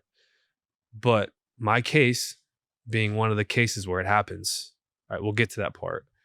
Time goes on, they figure out what they want to do with me. I get kicked out of the district. I get kicked out of off the team. I'm not even allowed to go on school campus. I'm not even allowed to go watch my brothers, my teammates play ball. Like, I'm not allowed to actually, like, I'm getting shunned. My name is being painted a monster. And one thing I've realized, Ken, is my relationship with people have changed since this whole thing. Like, I've always heard from coaches like, show me your 5 friends, I'll show you where you're going to be at in 5 years, right? Through this whole situation, I figured out that majority of people were never my friend. I think one of the most disappointing things for me, and this may be a personal thing, is finding out someone you really like and think is your friend isn't really a friend. I think that that's one of the most, again, this is just might be a personal thing. It's so hurtful to me when I find out Betrayal. someone that I really like. Doesn't even have to be a betrayal, just to think like, oh my God, I thought we were friends. And maybe you need a favor, or you need a referral, or you need a quote for your book. And you find out real quick, like, oh my God, I'm so hurt. Not that you said no, but I really thought we were friends. Yeah, because you're being vulnerable with your heart, and men don't talk about this enough. But like, and you need to realize this too. Like, if you've got drinking buddies, they're your drinking buddies. But when crap hits the fan, your drinking buddies aren't going to be your friends, right? It's convenient for them, right? And I'm sorry, but if you're drinking together, your priorities are, and that's the only thing you guys do, your priorities are wrong. So when it went down, did some people, I'm sure you were surprised at all the people that like jumped ship, but were there some people that, aside from your girlfriend and her family, that like really leaned in and were like, I know you didn't do this? Before I turned myself in, the only people that had known what I'm going through, the accusation, is my mom, my brother Marlon, and me. And immediately when I knew that I had to now do this thing where I had to go turn myself in, the first thing that popped in my head was, before my girlfriend finds out what I have to do here, I have to let her father know. And I don't know why that popped up in my head. I completely understand. But I have so much respect for David Anderson, and I have so much respect for his daughter, that I have to have confirmation that he believes who he thinks I am is really me. Yeah. Like, I don't know why. It's just like, it really does matter to me that my in-laws look at me with respect. And how did you tell him? I call him and I said, David, this is Greg Kelley. He's like, what's up, Greg? What's going on? I said, sir, can I come over? And he's like, what's going on? I start crying on the phone. I said, David, I don't know what's going on in my life right now, but I need to talk to you. He says, come over right now, come over. And he like starts leading in. He's like, you want me to come get you? Where you at? And I said, no. I'm with my brother. But I need to talk to you. And I go over to his house. He answers the door and he says, come in. Like, let's sit down. What's going on? He doesn't know what's going on. And I'm bawling, crying, and I'm terrified, man. I'm so scared to tell him what I'm about to go through here. And I sit down and I look at him and I can't even look him in the eye. Like, I can't. It's so scary to me to do this. And I'm a kid, man. I'm 18 years old. I'm about to do some big boy stuff. And I tell him, I said, man, I'm being accused of this, David. And I don't know why this is happening to me. He's like, what are you being accused of? I said, sexually assaulting a kid. And he's like blown away. I mean, he's speechless. I can see the color just come right out of his body. And he's, whoa. And my brother Marlon is just standing up in the corner of the room. And, he's just arms crossed, just looking down like that, just looking down at me. And David looks at Marlon and was like, what's going on? Like, and I said, I don't know, this has happened. And I explained everything to him about the accusation and the dad coming to Shama's house. And he said, well, he listens to me. Then he looks at me in the eye. He says, look at me, son. And he says, did you do this? I said, no, David, I didn't do this. And he says, okay. What's the next steps? That's all he said. And then he gave me a hug. And I'm like, I'm expecting this guy to tell me to get the hell out of his house. I'm painting this in my head. Get the hell out of my house. Who is my daughter dating, right? But instead, I'm welcomed with embrace. I've never felt so much love in my life as a kid, man. We end up ending there, and he says, well, do you have an attorney? Who's your attorney? Yes, it's Patricia Cummings. And man, he starts getting involved. It's all backwards to me. I'm thinking like, this guy's going to leave me, and then I have to tell his daughter.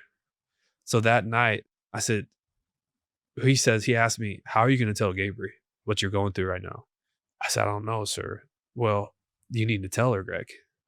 Like, she doesn't need to be knowing off the news. You just need to tell her. That night I call her, and I still to this day don't fully understand maybe what she accepted. Like, she was loss of words. Like, she thought it was a joke when I called her, and she was in LA at the time. And because she was going to and fro from LA, and she was lost for words. She was like, you're joking. Or what? This is a sick joke. Like, don't joke like that. I'm like, Gabriel, I'm not joking. Like, I'm going through this right now. I don't know why I'm going through it, but we're going to get down to the bottom of it. I have to go do this. And I'm trying to be like positive, and like, I'm being spoken with so much optimism and positivity from my family. Man, when you know you're innocent, you know the truth is going to come out. Yeah. Like, I have no reason to be scared. And I'm telling myself this all the time. And that is like a sense of relief I have through this process. So when I go into that jail, everyone already knows that I'm about to go through this. And I had my father-in-law on my podcast a while ago, and we talked about that we had a long talk about that, and just talked about the emotions through it all. Fast forward, time goes on, and I'm in this like Leo alternative center, right? Leo is like learning, like an alternative school for people that are charged for things, or you get a fight at school, you get expelled into this alternative program in the district. So they put me there, and I'm by myself. I'm in my own little cubicle. 2 weeks into Leo, I get pulled out of class, and I've never talked to police yet. Police have never tried to reach out and talk to me. You've only been booked. I've only been booked. And apparently they're investigating. I'm sure they are. Don't even know who the detective is. And do you know who? I guess you must know who the victim is, because the dad is the one down there. Like, yeah. Do you know these kids? From being at the house? So the documentary explains kind of like my interaction with them and all that. But and the documentary for people is called Outcry, and it's Outcry. on Paramount Plus. It's on Paramount Plus, Hulu. It was on Showtime, and then Paramount bought Showtime. Got it. But And again, for people watching who might have watched the documentary, I intentionally didn't watch it. My wife watched it, and when I told her one night I was texting with you, and I said, "Oh, do you know this kid, Greg Kelley? I know this case." And she's like, "Oh my God, that's a crazy case." When I was driving over here, she said to tell you that she's a big fan and happy like that you were. That it all resolved, but she knows my wife loves true crime documentaries. She knew everything about the case. Yeah, tell her I said thank you. I hope I meet her one day. I hope I can speak some encouragement into her about the fight she's going through right now. Well, she said to me, she goes, "Oh, he's really handsome." I said, "Take it easy. He's not into old ladies." Tell her thank you. Yeah, well. So I get pulled out of class. I'm wondering why, and I get told to go down to the principal's office of this Leo Alternative Center. The school for bad kids. School for bad kids. Which is how I describe prison to most people. Just imagine a high school full of shitheads. For real.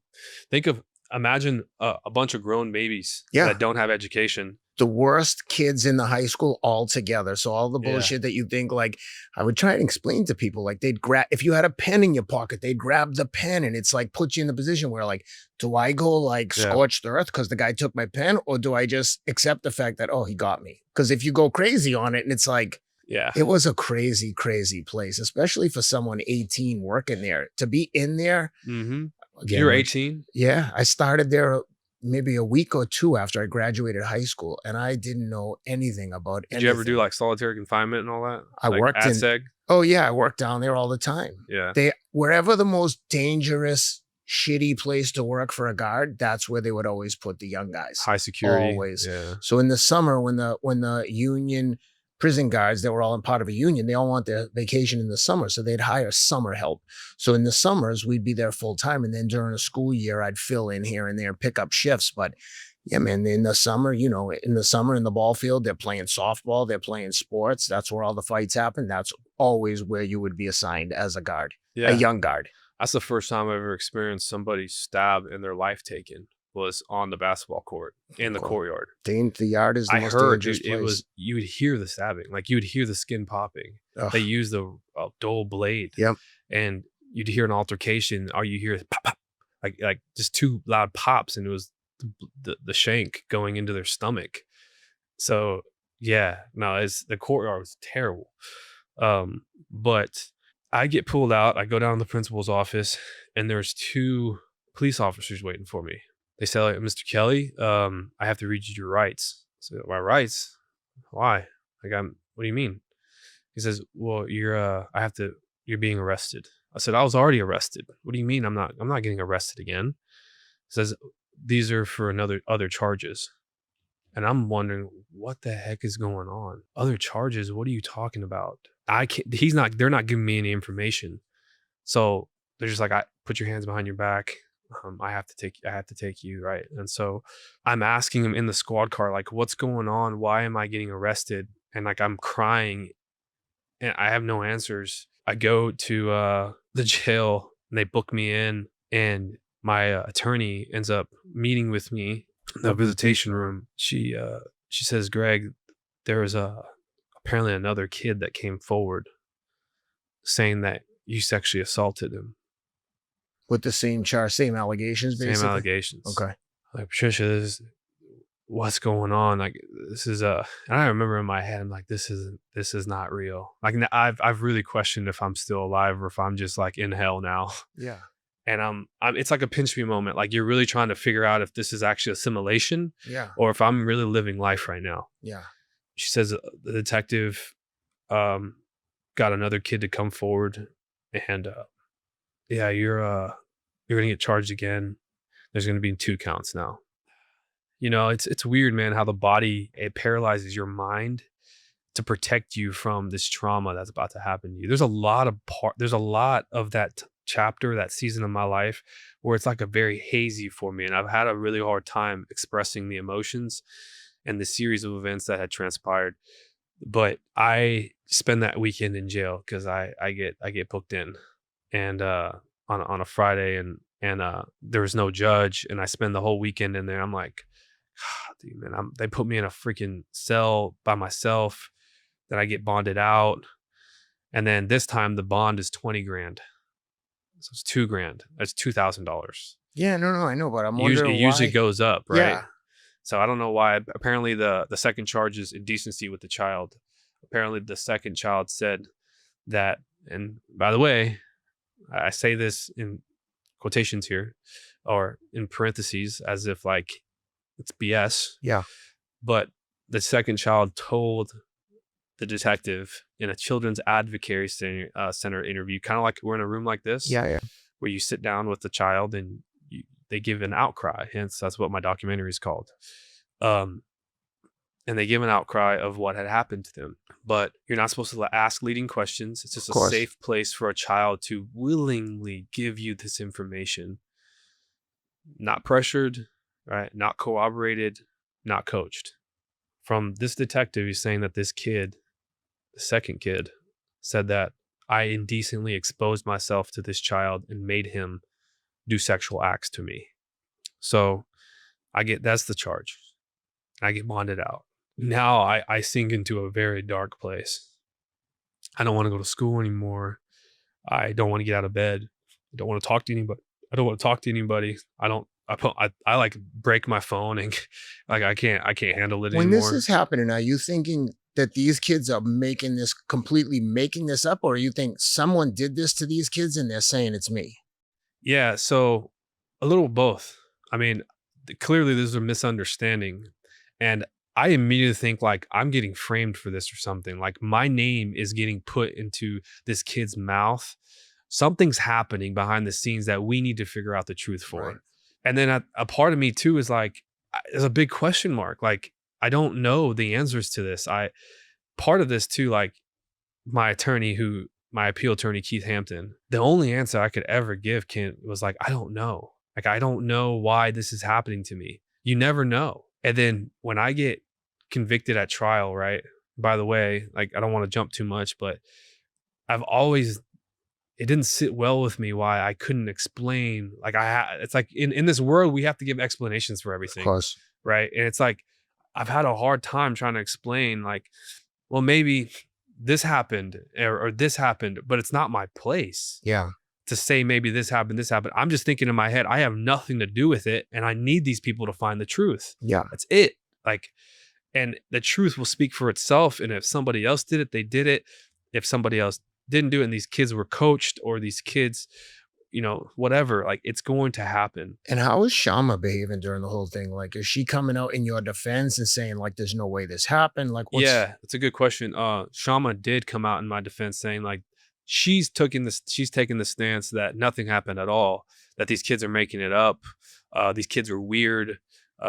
This is what she's saying to detectives and stuff like that. Because the detective did interview. No, I'm sorry. The detective didn't interview anybody. My attorney interviewed Shama, right? Patricia Cummings, and she said the kids are making it up. The kids are making it up. The kids are making it up. So that's the angle she's coming, and I'm coming like investigate, find the truth, clear my name. I need to go play football. That's my whole thing. Right. So time goes on and now I'm having meetings with my attorney. We're talking and she's like, okay, well, they're going to investigate and I'm going to investigate. We're going to hire a PI. And this happens for like 8-9 months. Nothing, no news. I'm constantly calling Patricia, what's going on? This or that, like small little updates here and there. I'm showing up to court just for it to be rescheduled, right? Just going through the whole process. And then out of nowhere, man, it seemed like it just happened within a few days, but it was months. I know that the end of my senior year is coming up. And I had already finished school early at an alternative learning center. I technically graduated already. So I know that like UTSA is still holding on, right? Like all my other scholarships, I had 4 altogether, all of them stripped away from me. UTSA was still holding on, right? Because Neil Nethery, I had called him up, explained, he was defensive coordinator, also the recruiting coach that offered me at UTSA. I had called him up, explained what's going on. I'm innocent, didn't do this. The truth is going to prevail. It's going to come out that I didn't do this. My name's going to be cleared and I'm going to play football for you. He trusted me. Like he trusted me. I'm very fortunate he did. He stayed all the way up until my trial. A couple months before my trial, I get indicted by a grand jury. And when you get indicted, you have to go to trial. Wait a minute. When you get indicted, you don't get an offer for a plea? What do you mean? Do. Yes, you do. So technically, when you get indicted, they're gearing you up to go to trial, right? Now, before you go to trial, that's when the plea bargain happens. Yeah. To eliminate going to trial, because going Of to trial course. costs a lot of money. Of course. To the But county. the indictment, I thought that came before an arrest. But even after you get arrested, they can send it to a grand jury and they say based on a preponderance of the evidence, we think he's guilty already. So they're saying, Exactly. okay. So it's enough to go to trial. Got So it. there's like a vetting process in a grand jury. Whenever you get an arrest warrant to get arrested, Yeah. you only have to get a judge to sign off on it. Right. And you have to give some probable cause or something very small. And in the state of Texas, any accusation from a child is enough probable cause. You don't have to have any evidence. Yeah. If a child accuses you of something, that is enough to arrest you. In some sense, that's kind of freaking scary. Of course it is. And Ken, that has completely shaped the trajectory of my future. When I go into bathrooms at the airport, this happened at the airport a few months ago. I went to a bathroom, and when I walked in there to go take a leak, I saw that there was a child in there. There was like a kid, looked 10 or 11 years old, and apparently maybe his parents were in the stall or whatever, or maybe outside, but he was using the urinal. And I walk in, I about phased, walked out, waited for him to get done, went in there, did my business, and left. Yeah. Because I will never be alone with a child ever again. Yeah. Unless it's my own daughter. Yeah. Through what I've went through, it created a guardrail for how I live life now. So you get indicted. I get Now indicted. You're getting ready for trial. I go to trial. Legal bills are piling up, I assume. So my mom, when I figured out I'm going to trial, my mom sells our childhood home. So we ran out of money. We don't have any more money. We lived in a mobile. I grew up in a double wide mobile home in the country. Beautiful piece of land, beautiful little home. My parents took pride in it, and my mom sold it for $50,000 cash. It was worth way more than that. The land and everything. But my mom was going to do what was necessary to protect her boy. And that money was all the money, like the upfront money to go to trial for my attorney, for Patricia Cummings. So that was taken care of. And my mom ended up living with my brother for a while. My dad approved of it too. My dad is like, protect Greg. And my dad's still going through it, man. He's not around. He's in a like a nursing, not a nursing home, but like a rehabilitation center. Yeah.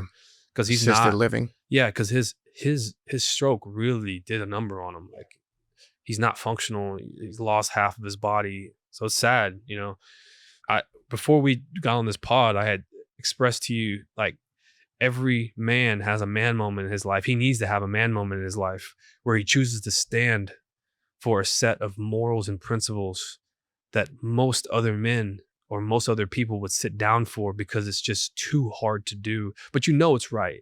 And that's the difference between a nice man and a good man, right? A good man stands up when he needs to stand up, no matter the cost, even if it's losing or maybe losing your life. When a man goes and puts his life on the line for another man, that's a good man. Now in this case, a couple of years prior, when I was a sophomore in high school, I had been hanging out with two friends, and we were in the Kohl's department store, and I had never like done anything crazy in my life, but didn't have any money, and they were swapping out their shoes in the department store, right, their old shoes for new ones. And like, I decided to do it too. And I stole from that Kohl's department store, and I swapped out my old shoes for some new ones, and the loss prevention ended up catching us, took us in the freaking back room, showed us the monitors, and just like shame and like guilt, like just I'm crying, dude. Like, I'm a football player, I got a future. I don't have any offers yet, but I'm just like crying, and like I'm scared for my dad to find out. I'm scared for my mom to find out.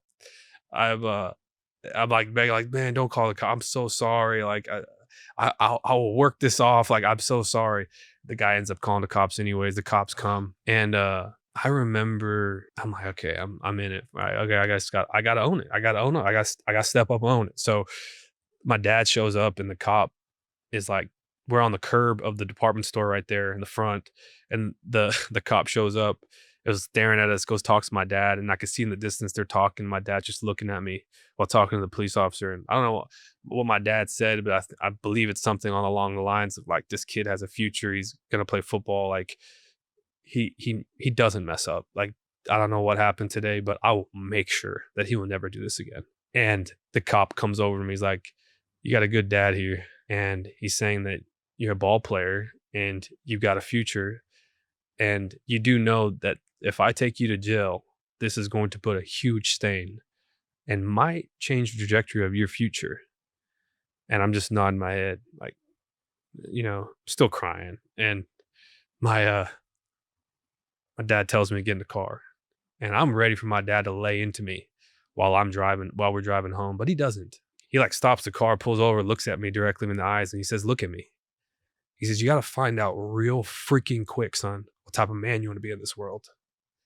Because you can be a loser like that, what you just did right there, or you can own up to what you've done right now. Apologize, go pay every dollar back to that Kohl's department store and choose to do good.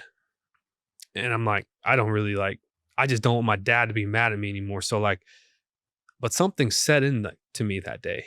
I heard him and I saw that he was angry and I saw that he was upset with me and I didn't make him proud. And so that weighed on me. And I remember that. And I didn't think I would ever remember what he told me that day. I just thought he, let me off. Like he didn't yell at me. But lo and behold, I realized what he was telling me that day, because 2 years later, I'm going to have to do this very thing where what type of man am I going to be in this world?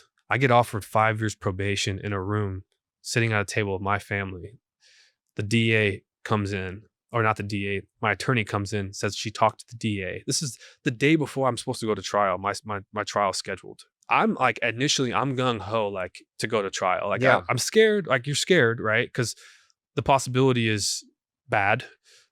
One side, there's two doors really, like the bad door and a good door, right? Like you're looking at the good door and you know that that's the truth, right? Like this is it. But I'm scared because it could go bad. And there's enough Netflix documentaries of them going bad. And it's a possibility. And so I'm terrified. And my attorney comes in and sits down with my family and says, look, they want to give you a plea deal to not go to trial. I said, well, what do they want to do for me not to go to trial? And it's 5 years probation, lifetime sex registration. Right, dude. Lifetime sex registration, certain amount of fines, no county jail. I said 5 years probation. The sex offender district attorney registration. can't think they have a strong case if they're giving you no jail time for these serious charges. Yeah, I'm supposed to go to prison. If I get found guilty, I'm going to prison 25 to 99 years. That's what I mean. Like in my mind, I'm like, okay, 5 years probation, let's go to trial. They don't have anything. Exactly. So in my head at the time, I'm thinking in my head that one, that, and then two, I'm so scared and I see my mom crying, breaking down, and she looks at me and I said, I can't. Oh, let me backtrack. The original offer wasn't 5 years, it was 10 years. And then I immediately said no, right? But I'm thinking like, I don't know how naive I am. I'm thinking that like 10 years probation, lifetime sex registration, and I'm not found guilty. No, oh, yeah. That's not how it works. Yeah, I was going to say. What you have to do is you have to actually go in front and stand in front of the judge and everyone in that courtroom and say that you did this. Yep. And that's where I had the problem, is I couldn't do that. So not for those charges. No. And so no, because I'm thinking like in my future, like I'm thinking like, wait a second, lifetime sex registration? Wait a second, what? I'm going to be a sex offender? No. So I said, no. So you know what? Tell him no. And she comes back and she says, now they're offering 5 years. This is what she says. She says, they believe you're a good kid and they believe that you made a mistake and that you don't deserve to go to prison. Like you don't deserve, you deserve to have a life and have a future. You just made a mistake. 5 years probation, 10 years sex registration, not life. 10 years sex registration, certain amount of fines, no county jail. And I see my mom now, like staring at me with just tears falling down her eyes. And I'm already set in my heart that I can't do it. I'm not going to do it. I see my mom breaking, and it's making me break a little bit. Because I love my mom. My mom's everything to me. And I said, I got to make a call. And then I called Gabrielle. She's in LA at the time. I said, hey, they're offering me a plea bargain. This is what it is. I don't know what to do. Do I take it? And this is over? And you know what she tells me? She says, Greg, it'll never be over. It'll never be over. I said, what do you mean by that? She says, you're going to have to say you did something you didn't do. And this is going to follow you for the rest of your life. And then like, now I'm torn because now my wife, my girlfriend at the time is saying, well, what do we do? She says, we fight. The balls on that chick, dude. And I'm sitting there like, oh my gosh. Well, now I tell my attorney, I need to go use the restroom. Right. And I'm like, my thoughts are going 100 miles an hour. And she says, we need to tell them in the next like 15 minutes. Right. It's coming to the end of the day. I go use the restroom. Remember I told you about that time when my dad, what kind of man you're going to be in this world? My dad's in a rehab facility somewhere. And I go and I take a piss and I wash my hands. I look at myself in the mirror and I see my father. And he asks me, what type of man you want to be in this world? At that very moment, I knew what I needed to do. I needed to stand up when everybody, 98% of people in Williamson County sits down.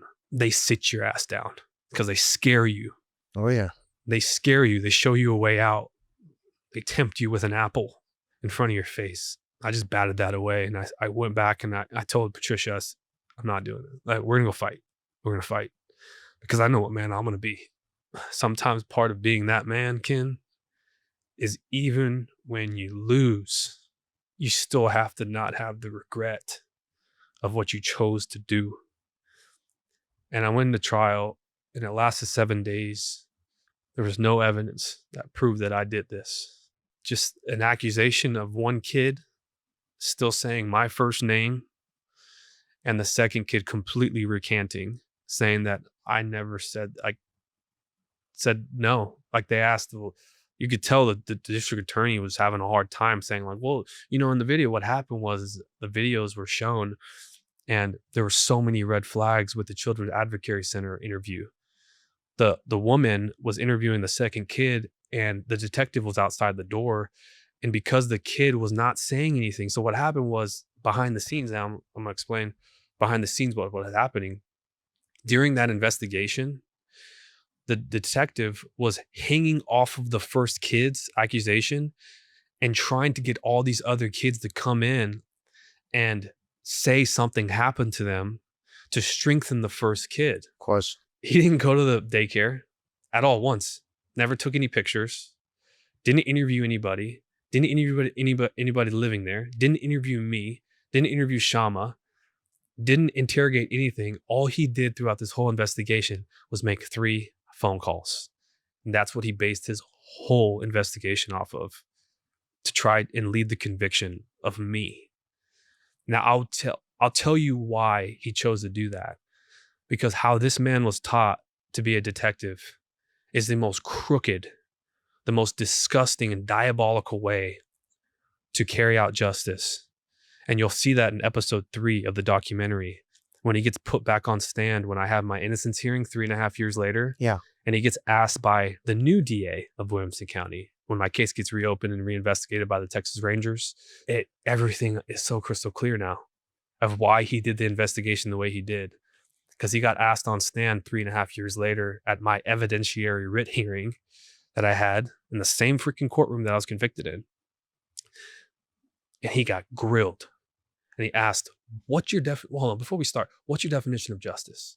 And I'm not like a super violent person, but I wanted to hop all over that table and I wanted to strangle this man. His definition of justice was a successful prosecution. That's what he said. He stopped for a second and he said, successful prosecution. And Does this guy still have a job? not anymore. Oh, But good. Okay. and it wasn't forcibly either. He resigned. And I'll tell you, I'll get into that. Because to your point earlier, the knock-on effect of having someone who's that bad at a job that serious is detrimental to the whole community. For Because sure. you'd much rather have someone guilty walk than one innocent person go to jail prison. for something they didn't do, especially these kind of crimes. This should have been investigated. Like, they should have brought in Texas Bureau of Investigations. If you're going to accuse someone of this, let's make sure we've got all our ducks in a row. Yeah, it's Because if someone detrimental. does do something like that, they deserve to hang. Like, they deserve everything they got coming to them. But you have to be confident that you've got the right guy and that you've got everything in order and you know what you're doing. I can't even fathom to think that how he could lay his head down at night knowing what he had done to me. It's And so crazy. The Texas Rangers got on the stand right after that, after the whole courtroom gasped, disgusted at his answer. And the answers that followed too. There's a bunch of I don't knows, I don't recalls, I don't knows, the neutral on the fence answers. This man got promoted to sergeant after my case by the chief, who went on the record on the documentary and also made a public statement after I was convicted, calling everyone who still continues to support me as a cult and called me the cult leader. What do you suppose the motivation was to try so desperately to get you on these charges? Because even as a man, you're saying, okay, this kid's accusing the guy. Okay, the little kid's accusing him. He probably did it, right? I mean, if the kid's saying that, but let's make sure we've got proof that, you know what I mean? It's not enough just to say he did that. Okay, well, tell me more. When a kid makes an accusation, it's very important to take it serious. And that's why Of we course. have the Children's Advocacy Center, okay, where there is a policy, there's a protocol that has been built over the years of child forensic psychologists on how you ought to carry out these procedures. And if you don't, then investigations can be compromised and it could be detrimental to investigations. One, because you could have a guilty person walk, or you can send an innocent person to prison. Because when you handle a kid's accusation, it's very important, very, very important to not lead in any way. So the second kid, right? The first kid was solid on like, Greg did this to me, Greg did this to me, Greg did this to me. Now, one thing that the detective, which I don't need to go and become a detective to understand this. I've watched enough Law and Order to understand that when a kid is mixing up my name with somebody else's characteristics, then what you do is ID the person, right? You ID the person. What you do is you get the kid and you say, hey, I'm going to show you some pictures. Of course. And I need you to show me who did this. Because the kid is saying my name, but Jonathan's room, Jonathan's trophies, Jonathan's clothes, kid's confused, but the detective never wants to ID me because I think probably in his head, I'm the football star. But the other thing is, like, why does the detective care who it is? I want to know who did this, and I want to make sure that I'm not getting the wrong kid. Was it ever presented to the detectives that Jonathan was a potential suspect? Like, why Yes. was he? 100%. Tell me what happened there. So 100%, he figured out that Jonathan was living in that house. He figured out that Jonathan, early on in the investigation, his family had a history of sexual violence. My own attorney, Patricia Cummings, which I didn't know about this, Ken. She should have told me that she previously represented Jonathan's brother in a sexual assault case. How is she not being held accountable? She Because should. she should have definitely should. said, identified a conflict of interest. No, I mean, I'm not a lawyer, obviously, but So she should have. Now, here's the funny part. It's funny that you're saying all this And because why when would you she- watch it, when you watch Yeah. when you watch this doc, you're going to end up texting me. Everything you're saying right now is the actual problems with this case. But the other thing is, why would she care? Like she represented this guy. Like, she's not related to them, right? No, she's not related to them, but she has a friendship with Shama. Okay, but you can have a friendship. But if you represent someone, you're an attorney. You know that Yeah. this kid's been accused of, that someone in the family has been accused of sexual assault of any kind. And now you've got an innocent kid. Either you don't take the case or you just tell the truth and say, hey, we got to look at. So she previously represented Jonathan's brother in a sexual assault case. And you don't know this. I don't know this. No I don't one know does. No one has steps Nobody up and knows says, this. hey, you'll get the same lawyer as the brother. Exactly. And then Shama, they have a relationship. Shama's recommended Patricia to me when I don't know how to get an attorney, right? By the way, Earlier was the on. brother convicted? Yes, he was in prison. So she represented a convicted rapist already. And now Shama tells you, oh, we got a lawyer. Yeah, she didn't get us off on Yeah, it the was rape their case. family lawyer. And so what do you think happens now? So it all kind of boils down to Shama ended up, or not Shama, Patricia ending up, because defense attorneys, they have their own investigations too. They hire PIs Yeah, of course. because they have to be confident in the client they're representing. But what happened is that Patricia's intention was never trying to find the truth. That wasn't her intention. Her intention, because of her conflict, was to have me walk, because this whole defense was revolving around Jonathan, was keeping Jonathan off the radar. Why would she care so much for this kid if he actually did this? I don't know. At what point do you 'cause find out? Do you know why I know that? Do you know why I feel this? There's real reason why we feel this now as a family. Is because before my trial, there is talk, there's rumors, and we have to make sure that this is fact, that Jonathan was at a party and one of Jonathan's friends ended up talking to Gabriel, calling Gabriel and saying, I just saw naked pictures of children on Jonathan's phone. And this was like months before my trial. And so Gabriel hears this, she tells me, and then I'm like, we need to go to Patricia's. We need to tell Patricia this because she's my attorney and she needs to know this. And so we do. And I come with my mother-in-law, me, Gabriel.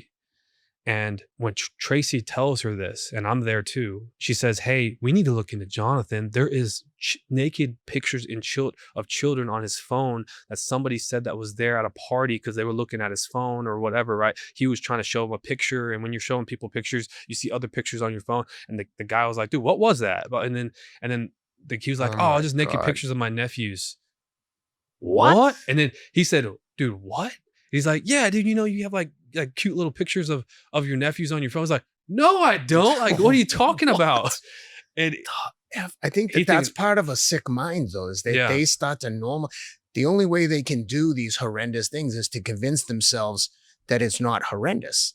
So that's why someone like that, I think, would say, oh, you know how you do that. No, I don't know how you do that. That's insane. No, dude. Like the other day we were giving my daughter a bath and I saw a cute little thing she did with the soap and like the sponge. She looked so adorable. And every time she looks adorable, I love to take a picture of her. Of course. And so I took a picture of her and like her private parts weren't showing or anything. But then I was like, she's in the bath. This is inappropriate. So like I deleted it. Yeah. And like that's what you think. But like these were pictures of his nephew in the bath, like his genitalia out and everything. It's just, I'm not gonna go into that. But so you tell so Patricia, we're sitting at a table. We're sitting at a table like this, and Patricia ends up putting her face in front of, or her hand in front of Tracy's face, and saying, "We're not going to go there. I'm here to defend Greg." And Tracy's like, "What do you think you're doing then with this information? Like, of course you're going to defend Greg. Like, this is Greg's best friend. They look alike. Like, what do you mean? There's naked children on his phone." By the way, at any point, do you talk to Jonathan and be like, dude, I'm being railroaded here. Like, do you know anything about this? I want to. I really want to. But I'm thinking Patricia is going to handle this because we insisted that she continues to look into this. But you haven't you haven't spoken to Jonathan since you've been arrested. Yes, kind of. But it wasn't like I'm not close to Jonathan anymore. Like I'm not obviously. Close to, yeah. Well, no, I'm talking about back then. I wasn't close to him. Oh, okay. You guys had drifted apart already. There's already like altercation between us because I've always known that Jonathan was in love with Gabriel. Like, okay. It was a triangle situation where, and when you watch the doc, you'll understand that when I got convicted, Ken, he tried to take my life. He tried to take my football number. He tried to hook up pinkies at the end of football games to sing the school song with my girlfriend. Like, I'm gone. I'm out of the picture. And he's trying to step into my life. He's trying to take my spot, like in the football team. Right. He's like asking the coaches that he can do it. He can play strong safety on the varsity. He's just trying to take my life. And Gabriel was very like oblivious to this for a while. And I already knew, like, I live with the dude, right? Like I could always feel that he was always secretly infatuated with Gabriel. Yeah. And I tried to explain this to Gabriel, like, just be careful with Jonathan because they were friends. Yeah.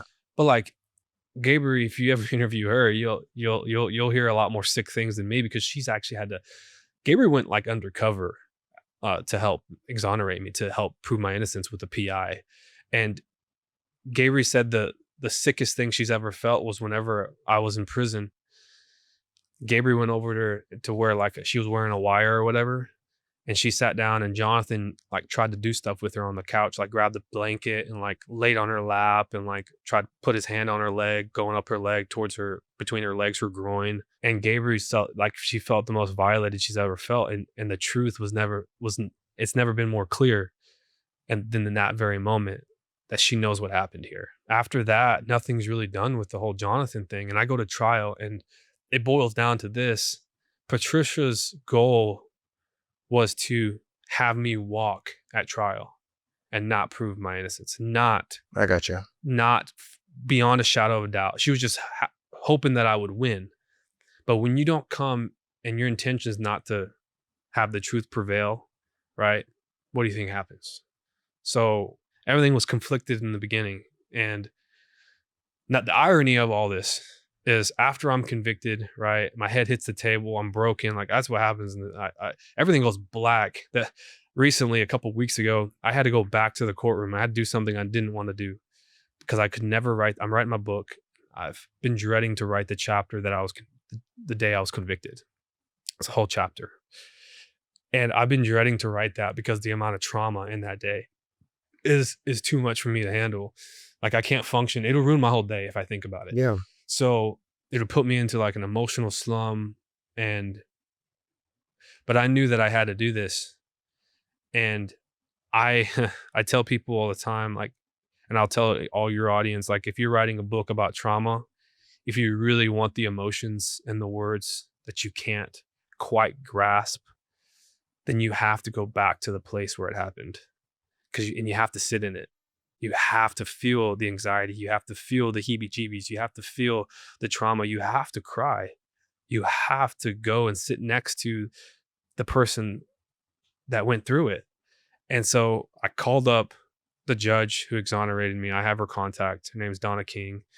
I call her up and I say, hey, Judge Donna, Judge King, it's Greg Kelley. She says, Greg, oh my gosh, so nice to hear from you. I said, hey, I got to ask you for a favor. I said, what's that? She's like, what's that? And I said, can I have access to to your courtroom? And she said, what do you need that for? I said, I just need to stay in there for a day. She said, what do you mean? It's like, I need to sit at the table I was convicted in because I'm having a hard time writing this chapter. And I need to sit next to my 19-year-old me and I need to feel it all. And I did. I went to that courtroom early in the morning. I sat there and I sat next to the 19-year-old me who went through that. And I relived all of it with him. And part of me will forever be in that courtroom on that devastating day. But I finally wrote the chapter. I needed to. And I'm going to have to go do that in a couple other chapters. I'm going to have to go to prison and sit there for a second just because it's hard, man, to like write about trauma when you don't want to think about it anymore. You just want to sweep it under a rug and just go on with your life. And so I get convicted and now you talk about another deal, right? And it'll be more clear when you watch the doc, but so I rejected 5 years probation. The worst happens, right? I get convicted with no evidence against me, solely on the accusation of one child of my name and a whole lot of other question marks because an investigation was never done. Mm-hmm. But that's enough to convict somebody in the state of Texas. And by the way, they upgraded my charge, by the way. Whenever I chose not to take the plea agreement, they upgraded it to super aggravated sexual assault of a child. Just kind of just there you go. And that's like a new law that just happened. And they it's because the age of the child, 4 years old when it happened. So that carries a sentence of 25 to 99 years in prison, day for day, no possibility of parole. So it's like getting sentenced to life. Yeah, of course. Essentially, brand new law. I was like one of the first people to get sentenced with it. And so how was the judge reacting during the trial? Is falling the judge asleep, okay?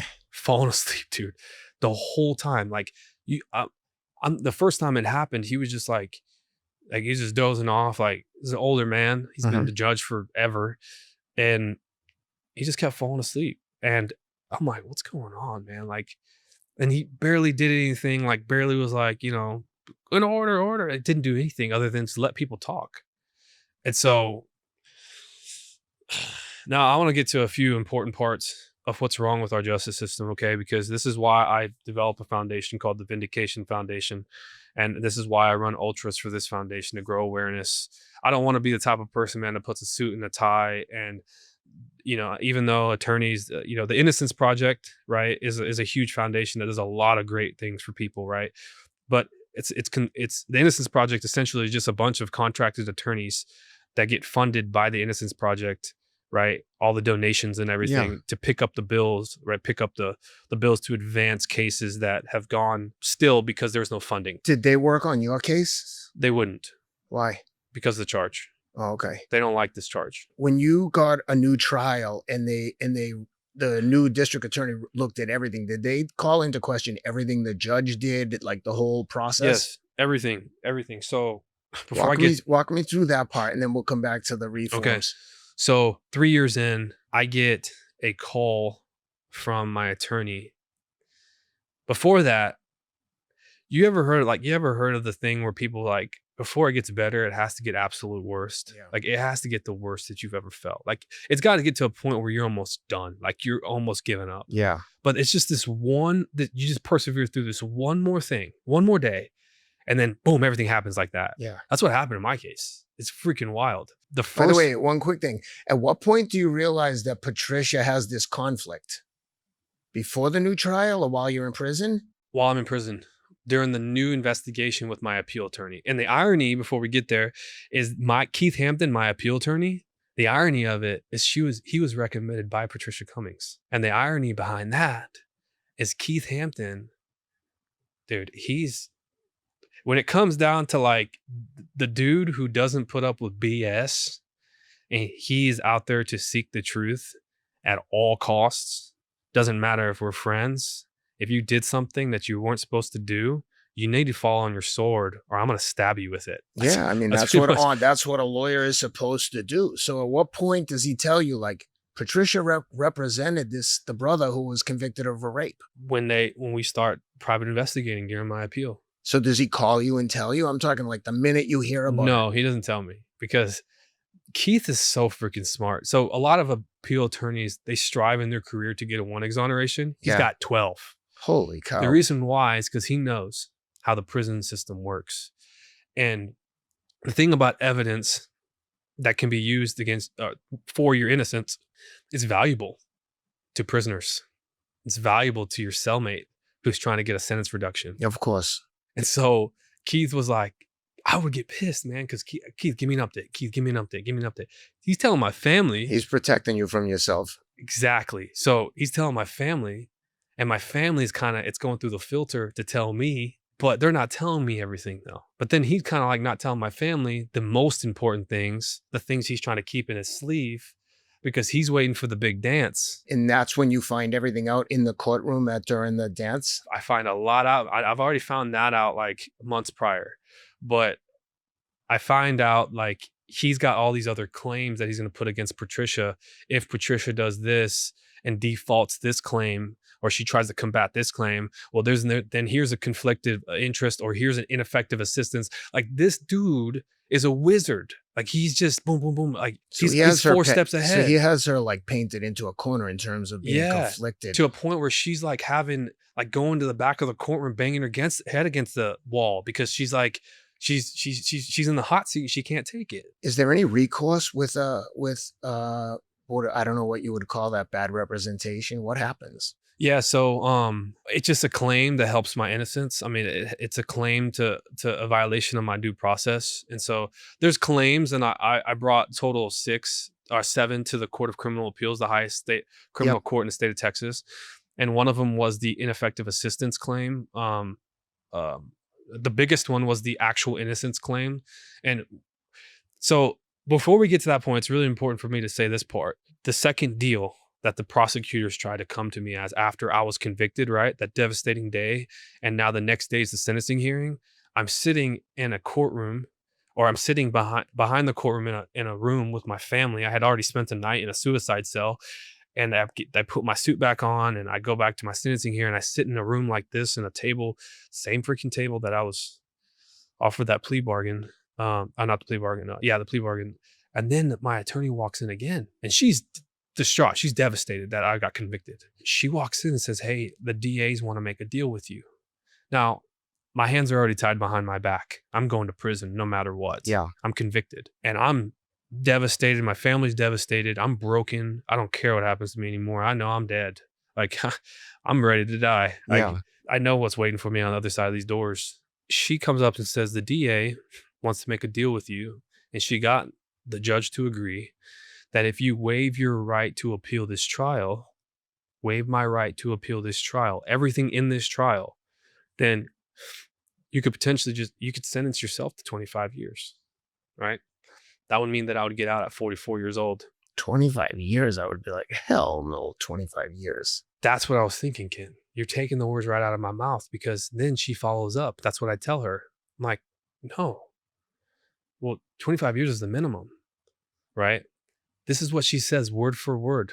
I'm not kidding. I remember this for the rest of my life. She says, or you can give it back to the jury that just convicted you. And when she says that, I'm like, what kind of attorney are you? Because now I'm thinking in my head, they're gonna give me any number between 25 to 99. But I'm not trying to think about that anymore, because I can't make good decisions. Right. Like I'm thinking I can't make good decisions. Look where it got me. Yeah. So I tell my family, you decide. You decide. I give the power to my family. I give the power to my brothers. I give the power to my mom. And of course, what are they going to do? They want the hope that I'm going to get out at 44.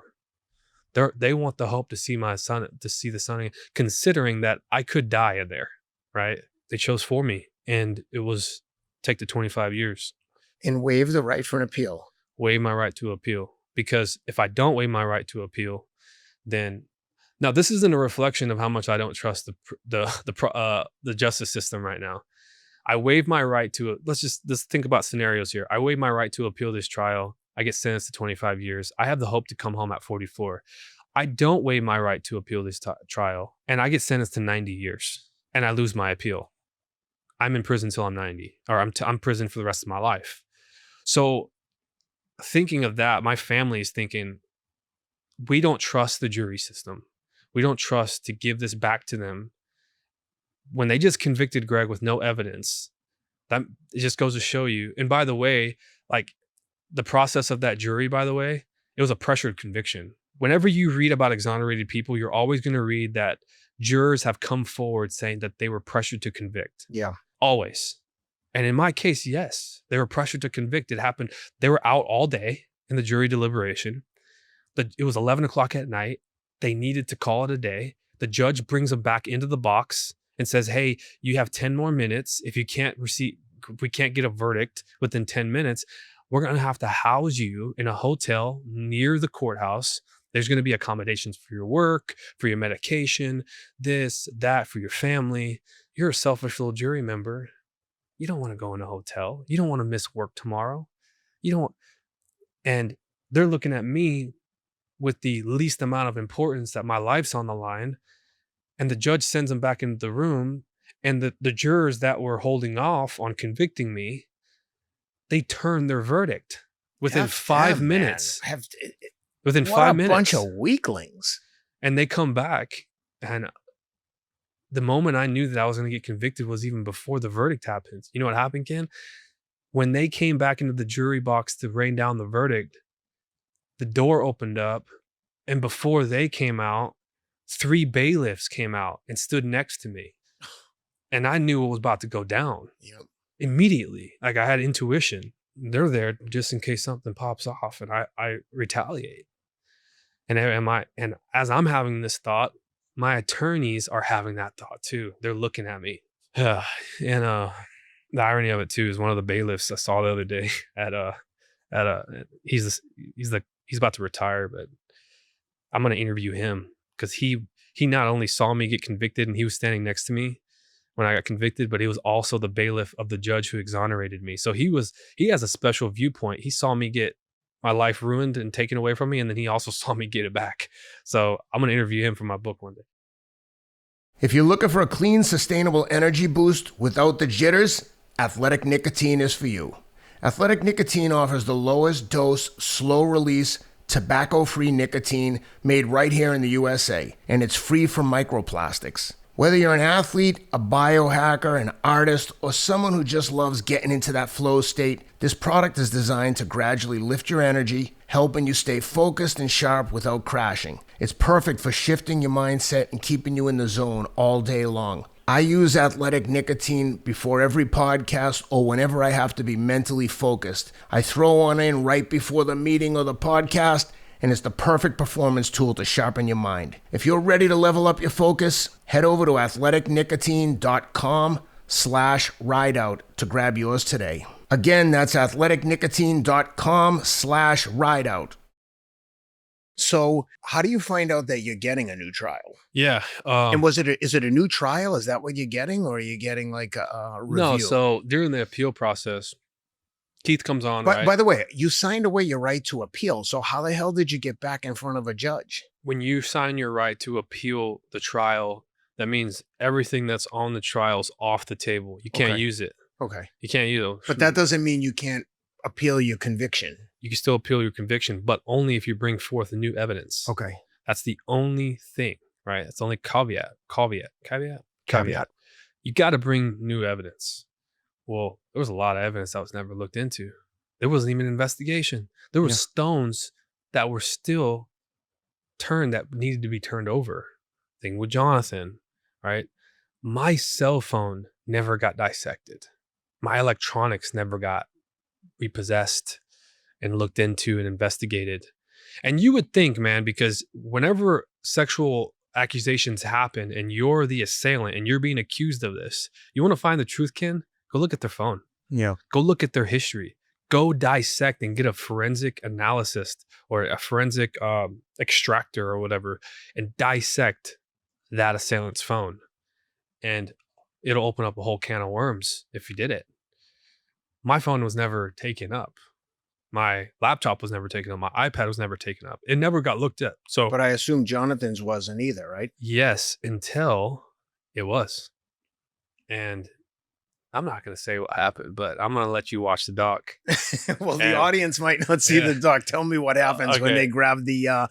So I'm assuming Keith, the attorney, the new attorney, at some point so what happened? Subpoenas the phone. Before I get there, I want to touch on this one thing because this is really important. When I expressed to you earlier that I really didn't know why I couldn't give explanations why this was happening to me, I'm glad I didn't know, because Keith told me after the fact, after I expressed to him, after I'm exonerated and everything, we're having lunch one day. I said, hey, I never asked you this before, but I know what type of attorney you are. If you believe your client is guilty, you're not going to represent them.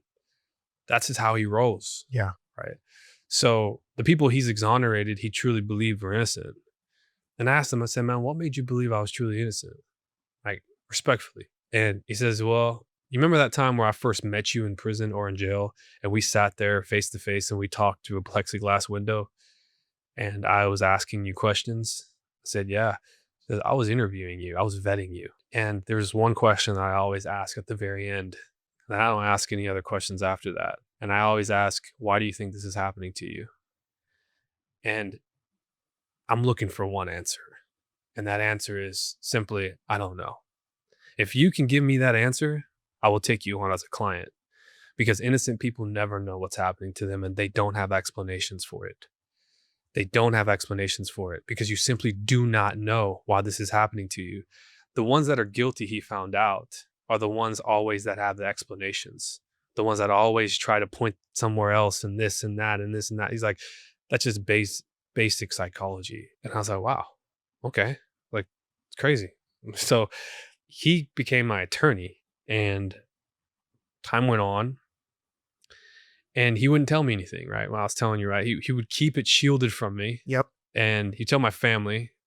And I would always get kind of mad. And I would always ask my family during visitation, what's up with Keith? Like, what's going on? Why doesn't he tell me anything? And you know what it was, Ken? It was more so like to soothe me, to think that like, to give me hope, because like I'm getting deep into my faith and like I'm trying to stay strong. I'm trying to do the best I can to move forward. I'm going to college. I'm going to work in the factory. I'm trying to better myself considering my circumstances. I'm trying to move forward, but I'm getting nothing from my attorney. So I'm getting kind of pissed. Yeah. My family's kind of getting pissed too, because they're not getting anything, But Keith just said, trust me, just trust me, trust me. I choose to endure. Like I choose to trust. And then everything started happening, man. So what happens? Do you go to 3 years court? in. You 3 go to the years in. courtroom? Right. 3 years in. January of 2017. I figured out I get my first day of college in prison, right? And it's through a college program. Yeah, I know what you mean. I get kicked out of college. They tell me I can't go to college anymore. College education was my way out. Yeah. And I don't have it anymore. I'm pissed. And then Why? Why did they kick you out? because there's a new policy, the new law in prison that sex offenders have to wait 5 years of their term before they go into start doing college classes. And it started that year. And I'm like, what are you talking about? I've been doing class for 3 years now. Yeah. I'm about to get my associates, you know? And I'm sorry, you got to wait 2 more years before you continue. Okay. So I'm like, that put me in bed, dude. Like that put me in bed for days. Yeah. Depressed. Then I get an attorney visit, and I get a call. No, I get an attorney visit later, but I get a call from Keith Hampton. It says, "Hey, what are you doing right now?" I'm like, prison, Keith. What's going on? and he's like, man, I got some good news. I said, what's that? He says, so I had a meeting with Sean Dick, which is the new district attorney who just took the seat January of 2017 of Williamson County. I didn't tell you this, but he never believed that you should have got convicted in the first place. And he granted me that time of day, that meeting, that Jana Duty never granted me.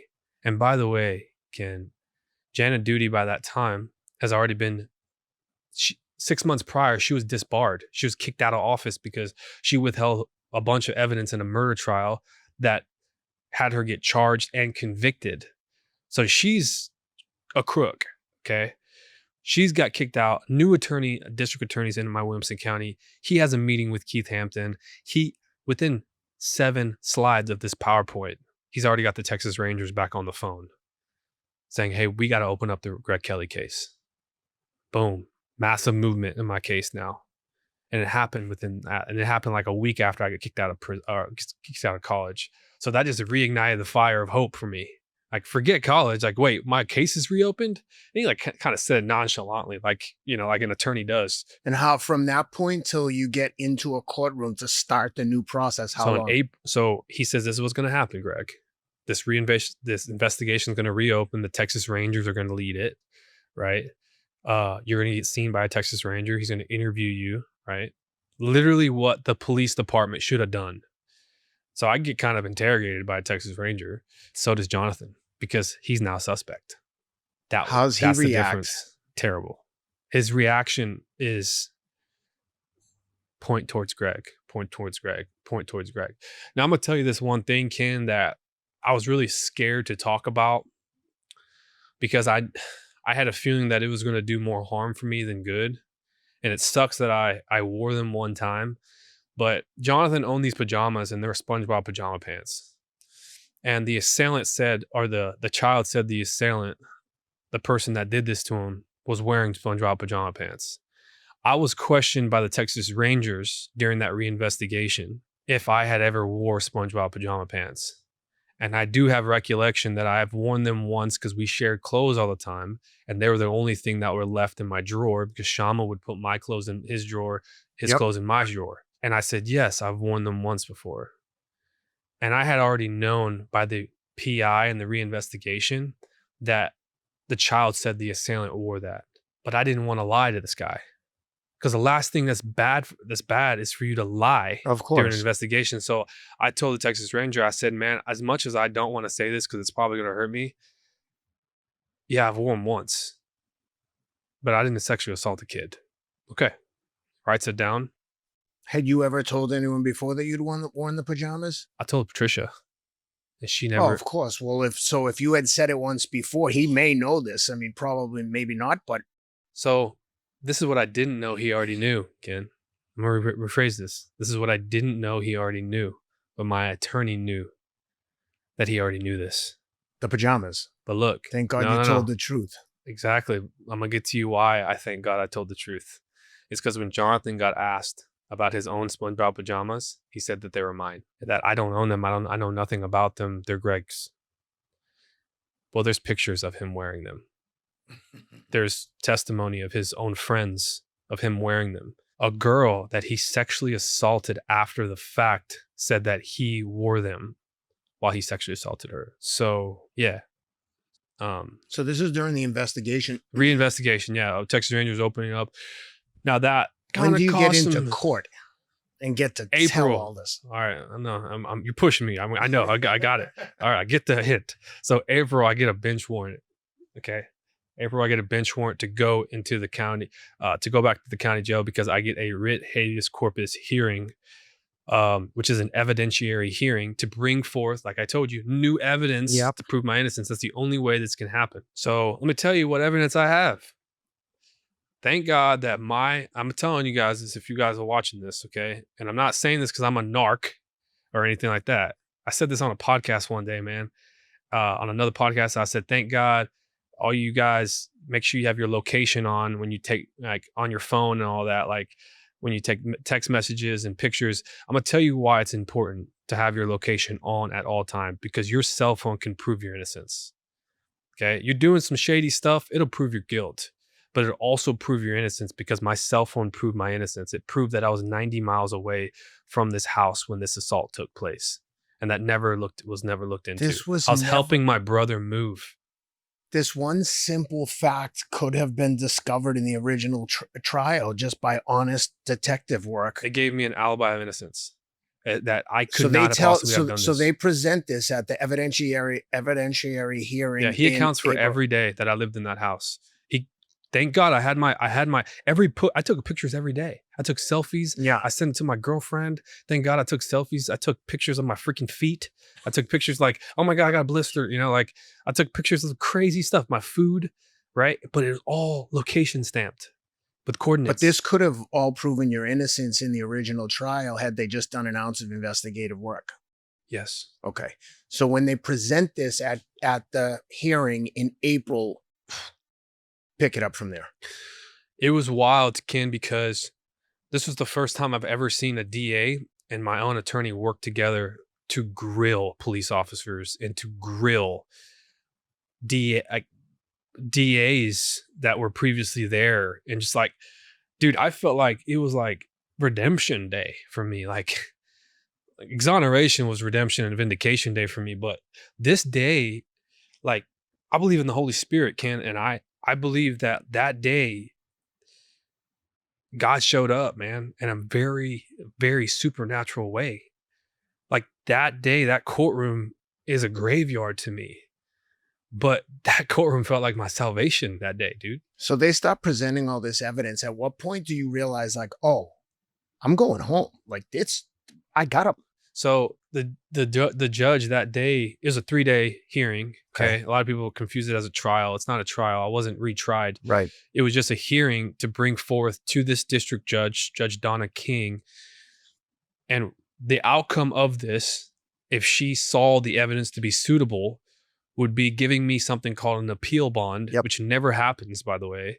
You get bonded out for charges and arrests and stuff, but you never get bonded out after you get sent to prison. Right. It's actually unheard of. But if she saw it to be fit enough to send to the Court of Criminal, it was going to go to the Court of Criminal Appeals anyways, but this was a writ habeas corpus hearing to see if it was enough for me to get an appeal bond to get out and go home. Yeah. By the way, is Jonathan in court during this process? Jonathan's in jail. He's in jail for multiple drug charges and a sexual assault charge. Okay. So he's not even available to, like, you're not even able I to look at him and whenever, you know, during this investigation, he was getting investigated and like the media had already declared him as an alternate suspect and this and that. We were in the same kind of jail together, actually, just different parts of the jail. Oh, yeah, it's crazy. Say, probably dying to get your hands on him. I asked my attorney when I talked, I was like, hey, can you set up a meeting with Jonathan? Like me and him? Like, I want to talk to him. I want to sit at a table with him and talk to him, look at him in the eyes and ask him if he did this. I've already had this conclusion in my heart that he did do it, but I want to ask him and I want him to tell me that he didn't do this. I got asked that question one time and I had to tell the truth. And I need him to stare at me, the person that he allowed to go to prison, right? Sick bastard. He's my freaking best friend. I need him to tell me that he didn't do this. And if he could tell me he did it, then I'd have all the freaking respect for him in the world. But he refused to see me. He refused to meet with me. So you're in the court. They stop presenting the evidence. yeah, and everything just went the way that I prayed it would. The truth prevailed, and everyone got proven to be unfit. Man, the amount of joy that I felt in my heart as the truth was literally being shed to light in real time, I was just so happy. It's the first sense of joy I felt in years. And new judge, Judge Donna King, she just took that seat. It's the same courtroom that the previous judge during my trial had, right? This is like one of her first cases, dude. And she's sitting on an evidentiary hearing on somebody who's fighting to prove his innocence. And she now has to make this decision at that very moment to let me go home to my family or send me back to prison. To wait for a new trial. To wait for not just a new trial, but wait for the highest court of criminal appeals, the highest criminal court in the state of Texas, to ultimately decide my fate. But what she's burdened to two things. One, decide if I go back home to my family on an appeal bond. And two, to either give or do not give recommendations towards the claims that I'm bringing forth of my innocence. So she asks, like in that last day of the thing, I'm waiting for me to go home. Like I'm waiting for her to say, I grant bond to Mr. Kelley to go home while he waits for the higher courts to rain down his fate. I'm waiting for that. Everybody else is too. Dude, they packed the whole courtroom. There's people outside the courthouse, right? And I'm all over the news statewide. But she doesn't decide that day. She can't. She said she's so burdened and so heavy burdened that she needs a couple weeks to think about this. Oh. So now it concludes and I get sent back to my private cell in the county jail, and I'm in like an 8-man pod, and like, I'm treated a lot differently this time around. Yeah. Let's just say that my family was allowed to see me whenever they want. They can come into my cell and hang out with me. What? Like, yeah, dude. It was super freaking cool because the sheriff at the time, Sheriff Robert Chody, there's a whole backstory behind that too that I have to tell you about really quick. He proved I was guilty. He believed I was guilty the whole time. He believed that I did this. I deserve to go to prison, all that. His daughter didn't believe I was guilty. His daughter believed I was innocent. And she was on the Fight for GK support group. And he like reamed her. Like he pretty much said like, you need to stop posting all this about Mr. Kelley, this and this and that. And he was a constable at the time for the county. He wasn't a sheriff, but he sat in on that meeting that Keith had with Sean Dick when they reopened my case, right? On that beginning of the year. And it completely changed his mind. So he went to his daughter's college dorm room, sat with her next to her on her bed and apologized to her. So he had this like personal like guilt and shame that he's like, if Greg comes back to the county to fight for his innocence, I'm gonna at least let this guy taste a little bit of freedom while he can. So he made a personal decision, and he got a lot of backlash for it too. But I don't care. I'm grateful for it. But he got a lot of backlash. He let my family come and see me in my pod, and he let me kiss my girlfriend. Was that the first time you were able to like physically touch her since you've been convicted? Yes. I was able to like hug her more than 2 seconds without getting in trouble by a guard. Yeah. Because you're in prison, like you can you only hug them in the beginning of the visit and at the end of the visit. And it's like micromanaged. Like they're looking at you. So I got to kiss on her. It was heaven, dude. So you go back for 2 weeks? Go back in my cell for 2 weeks. And so the day came after 2 weeks, and like I'm chilling, dude. Like I'm just like I'm praying every day, man. To the Lord. Confident are you that she's gonna let you go home? 80%. Okay. But I'm not hanging my hat on it though. Like you can't live that way. Yeah. You gotta hope for the best, but be prepared for the worst. Expect the worst. And like I'm numb still, dude. Like there's something that comes over you, Ken, when you're living in hell. And I remember texting you one day when you made the post about your wife with cancer, and I told you that you guys are going to kiss this fire and walk away whistling, right? That's a Matthew McConaughey quote, by the way. When you're kissing the fire, you learn to endure until the day you walk away whistling. Yep. until the day you walk away whistling like, we considered it all joy when we face trial and tribulations. When you're going through it, you have to make two choices: to either feel sorry for yourself and turtle up and surrender, or come up with a game plan and fight back, whatever it is. And in my wife's case, I was like, all right, we had a couple of days of feeling really sorry for ourselves, especially with 4 little kids. But eventually you come up with the game plan. And I mean, the doctors have been great, but then we're just like, all right, F it. It's time to attack this and fight, because otherwise you're going to get run over. It's like with anything. If you don't attack with 100% conviction, same thing with running races. If you don't go out, almost willing to die to win, you're not going to win. And there's a difference between surviving and thriving. And I don't know any other way, because I tried surviving before and it led me to a life of addiction and bad choices. Yeah. So you're 80% sure. So tell me what happens. They call you into the court. No, they don't call me into the court. The sheriff walks up to my cell one normal day, man. I wake up, do my normal routine, make myself a cup of instant coffee in my little plastic mug, open up my scriptures, read my verse of the day, go do my rec for an hour, come back. It's already 10 o'clock. The Price is Right is on. I watch The Price is Right. And then it's Let's Make a Deal at 11. I know this, dude. Yeah, of course. It's a routine, you know? Yeah. And life's about routine. The people that are successful have routine. I'm trying to thrive in the circumstances that I have. So I develop a routine, and Price is Right's going on. And then as the Price is Right is kind of ending, my cell door. So there's a big metal door. There's like a sally port. And then there's like 2 bar doors. That's like one 8-man pod, another 8-man pod. And so this door opens up and I hear it, and I look beyond the bars, and the sheriff of the county, Robert Chody, was walking up and opens up the door. I'm like, what are you doing here? He says, you got an attorney visit. I said, why are you telling me this? And he's like, I kind of want to be here for this. I said, for what? And he says, you got an attorney visit. Let's go. So at this point, it sounds like you have a good rapport with him. At some point, do you realize he's an ally? Oh, I mean, I guess he's letting you have the family visits and all. So like he's now changed his tune towards you, where before he was sure you were guilty, and now he's like, you get the sense that he's an ally. We had a conversation days before when he came and checked on me randomly. Because like after the hearing, he heard that I had to go back and wait for the judge, right? And he wanted to make sure I was good mentally. So he came and visited me a week prior, asking me how I'm doing, sat down with me for like an hour. Okay. And talked to me, right? Good guy. So yeah, I've already built a rapport. I've had a full-blown conversation with the guy. And so I'm like, what are you doing here? And he says, hey man, you got an attorney visit. So I'm like, okay, cool. I'm excited, right? To know what's going on, maybe some news. I get up, and this is how institutionalized I am. I'm not institutionalized like I've been in there 20 years or 30 years, but it's kind of crazy when you do the same thing over and over again. It's just like second nature to you. So I turn around like I'm about to get handcuffed through the bean chute. And he's like, no, you don't need that. You don't need that today.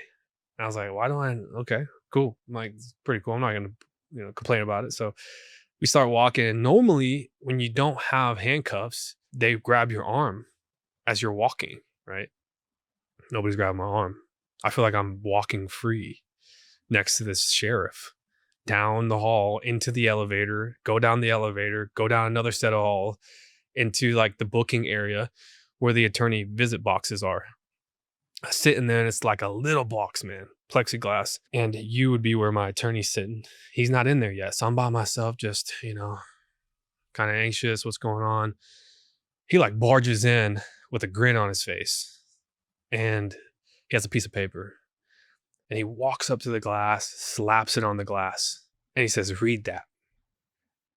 And it says, the immediate release of Gregory Raymond Kelley. And I see the sheriff in the background, like recording it. And he's telling me like, man, like, today's the day. Today's the day. Are you ready? I said, yeah, I'm ready. Let's go. And like, just like, I don't know how to explain the feeling, but he's like, well, let's go to your cell, grab your stuff. I don't want my stuff. I'm ready right now. And I told him, I said, I don't got anything worth having up there, dude. Like, and he's like, don't you want like your books and your Bible? And I'm like, you're right. Let me go get my Bible and let me go get my ID and my coffee mug. That's all I want.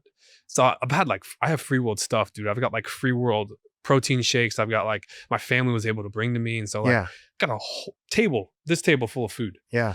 I put all that in a trash bag and I put it by the door and I tell Sheriff Troy, I said, can you make sure this gets to the guys next door? The guys next door were in an 8-man pod. Those were the guys that were like encouraging me while I was going through all the hearing stuff. And I would come back to the cell like at night. And he's like, dude, motherfucker. He's like, that effing detective, bro. Like, man, he's like, this is why I hate the police. Isn't it funny how you were ostracized and hated when you got convicted, and now that they know you're innocent, all of a sudden you have other inmates rallying around you and supporting you? It must have been just the craziest wave of emotions. Hey, good dudes made bad decisions. Yeah. Like, that's how I think of, like, that's my new view, like, on people, is like, I think we have the ability to be good.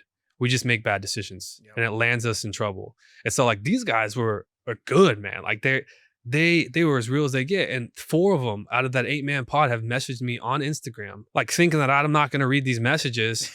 And they messaged me saying, hey bro, you're probably not going to see this, but I was next to you in the 8-man pod. I was like, Lenny, what's up, man? Like, and he's like, dude, I didn't know you would reply. I'm like, yeah, of course, man. It's always funny when people are surprised that you reply. I'm like, do you think that somehow, like, if you have more followers or something happens to you, all of a sudden you're not normal anymore? You're not like seeing messages? No, you're a normal dude, man. Exactly. You just have people watching you. And so I end up going down there and like, then it's just like slow-mo.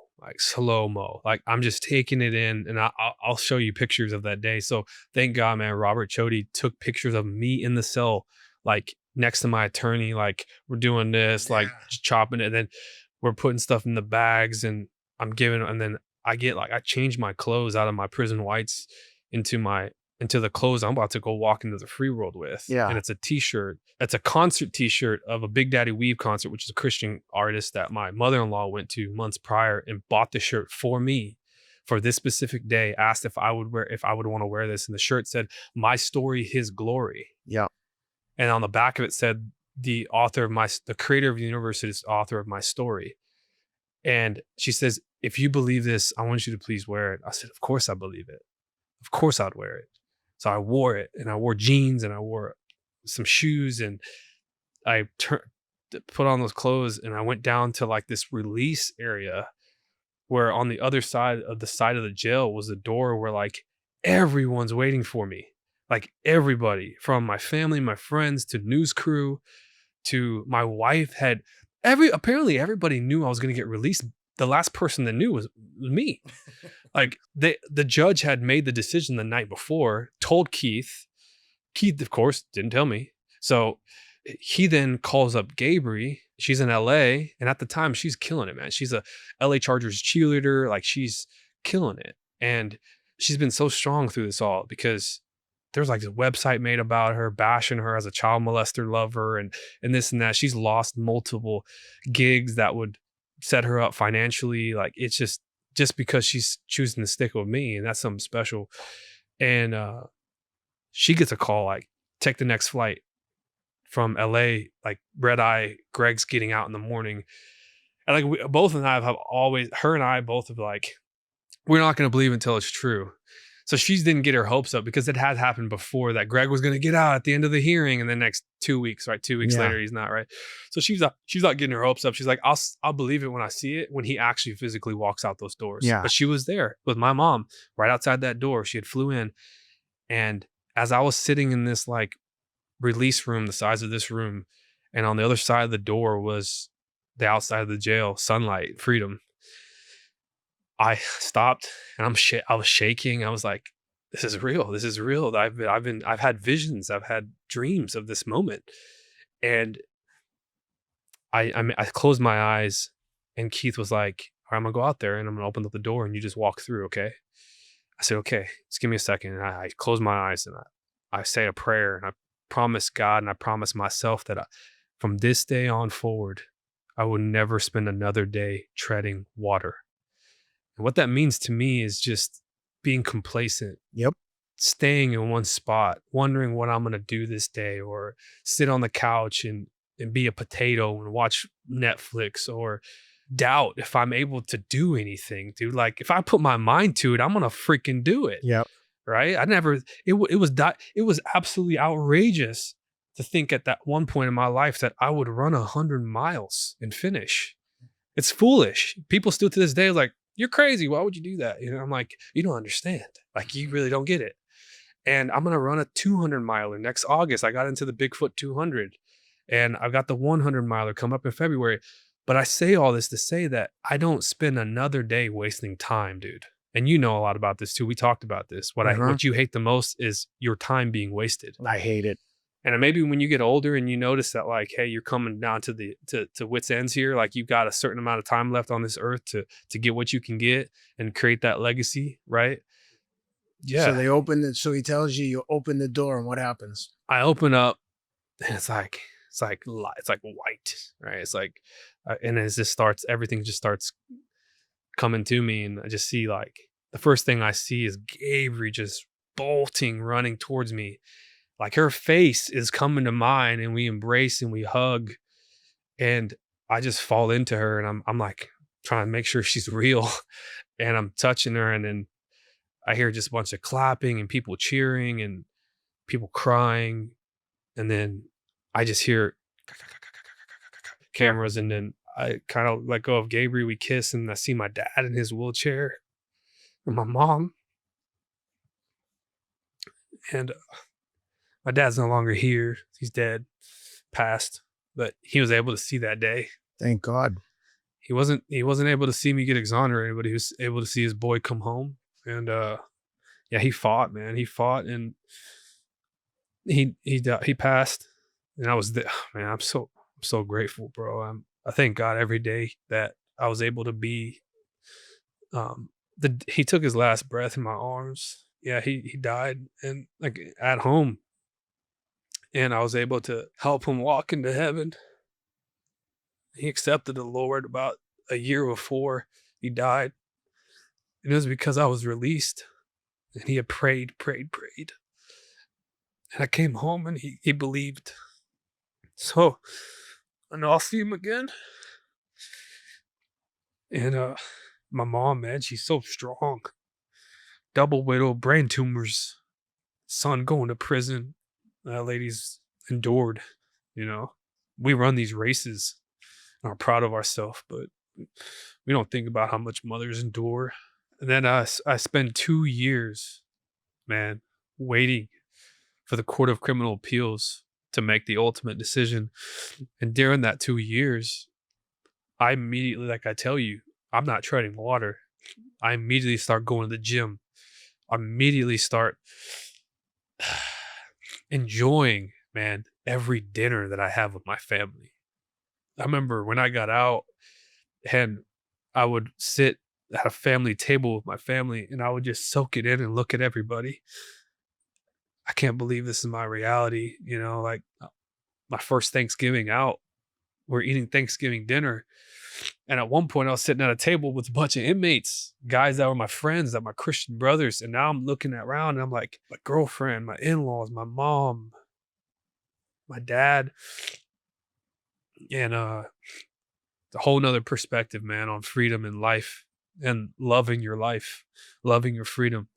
I don't waste it, man, scrolling. I don't waste it binging things unless it's has to do with spending quality time with my family or my girl or my wife.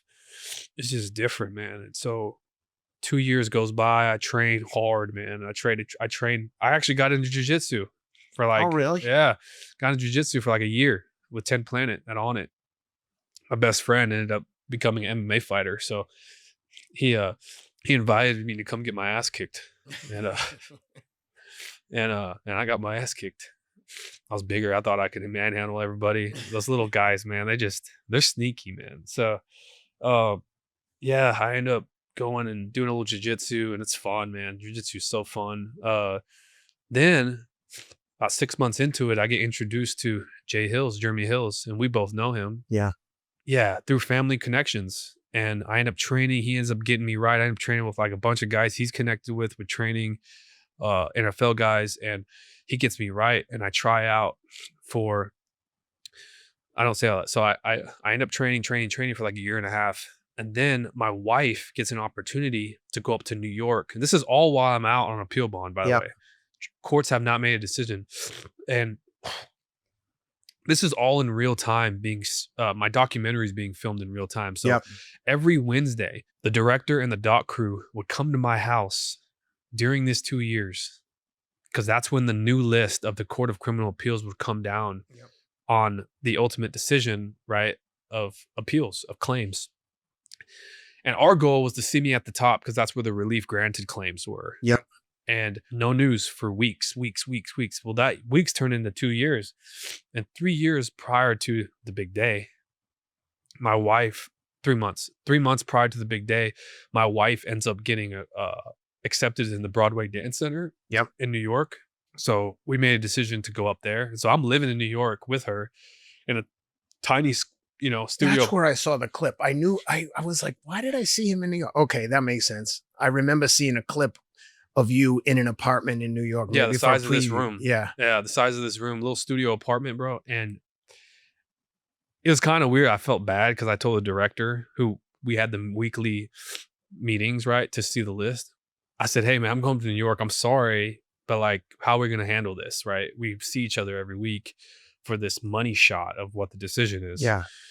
He says, oh, we'll go up there every week. It's fine. I'm like, cool. Cool. So he comes up, he flies up there every week with the doc crew. And what, you just open the internet and check a list and you're just. So we had a Fire TV. And so Yep, I would always yep. put it on the Fire TV. Got it. And before that, I always check on my phone, but it's actually wild because every week before that week that it happened, I just so happened to check it on the Fire TV. I wasn't doing that before. Okay. But I always check on my phone, and he would like have the camera on the phone. I got it. Yeah, it was like, try to put yourself in my shoes. What do you think my worst fear would be if you put yourself in my shoes going through that 2 years?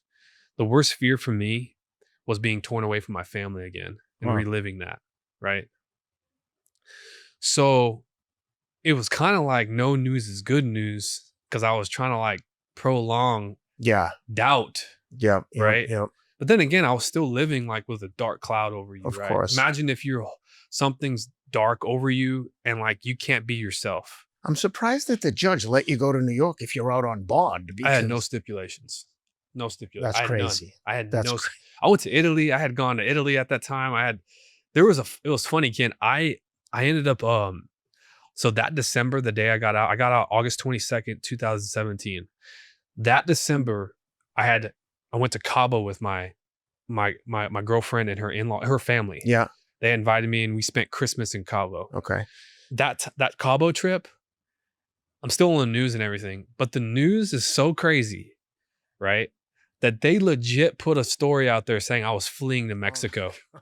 I'm on bond, and I told the judge, because the judge asked me after I got released. I had a meeting with her. She had asked me, "You're gonna let me know if you flee, right?" I said, "If I flee, I'm not gonna let you know, but I'm not gonna flee though. Like I'm here to fight. I'm here to prove my innocence." And so she's like, "Okay, like I'm trusting you would show up to court and stuff like that." And I was like, "Absolutely, yeah, I will." And so, yeah, I go to Cabo and they make that whole crap up. But yeah, I'm in New York, and the funny story behind this, and this is like all just going to be in my book because I'm talking about experience behind the scenes that nobody else knows about. But the week that it happened, the director, Pat Candelas, who I love, by the way, good, solid dude, exceptional journalist, always seeking the truth, doesn't care about like anything but the truth. He put this vacation on his calendar to go to Hawaii with his family. And the day the week that it happened, he was on vacation in Hawaii. And he contracted his cousin to go up to New York and get the footage, get the camera, right? But he didn't know. He was hoping that it was just another, dud week, like it's not going to happen. But it didn't. That week, my wife, we started the day off with the normal routine, right? Wake up, make my wife breakfast. She goes off to dance school, the Broadway Dance Center. And like the funny story behind that was like she was dreading this day because that very day she had to do the vocal audition, I guess, part of she Yeah. can't sing worth a lick. Yeah, She's tone deaf, but she was always hating to like do this like song that she has to do with her dance. And so she's like, I really hope it happens today so I can run home and not do this. And so I was like, I really hope it happens today too. And another backstory behind that too is the week prior. Have you heard of the Rodney Reed case? No. The Innocence Project has taken on this case called the Rodney Reed case. Kim Kardashian got involved with it. Guy out of Bastrop here, outside of Austin, black guy. He's wrongfully convicted. I believe he's innocent, but he's on death row for killing a white woman that he was having an affair with. She was having an affair with him. Her husband was a police officer who ended up killing, getting convicted of murder.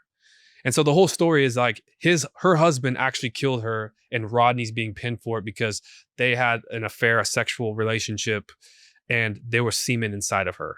And so that was the only DNA that connected them. And it's like, dude, it's a whole debacle, but at that moment, he was in the Court of Criminal Appeals. The week prior to my name being on the website, his name was on the website, and his name's big publicity news. They denied his stay of execution, which means this court, the same court that I'm in, gave him the green light to go die. Yeah.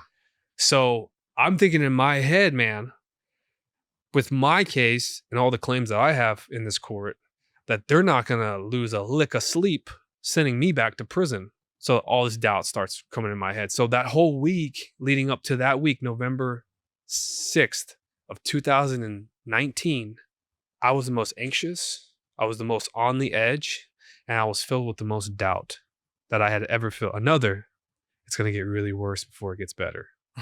Right? The whole thing with the college and then the case getting reopened up. But it's like, I always chalk it up to like, man, the enemy, Satan, just kind of gives you that one little, you sure I don't got you? Hold on, let me check real quick. And next thing you know, I refused. You know what the response was? Whenever I checked that list, me and my girlfriend, we got on our knees on the side of our bed and we prayed. After that, a week later, the day comes again where I check the list. Pat Cadellis's cousin flies up to New York, spends that moment with me, got the camera on. I take out the remote, click on the website. I'm looking up the TV, heart's racing. My girl is in dance class about to do the singing audition. We have this thing where I tell her, if you see your phone start dinging up with a bunch of bird emojis, that means freedom. Yeah. Because in the Bible, in Noah's Ark, the dove meant salvation. It means land. It means freedom. It means, salvation. And I click on it.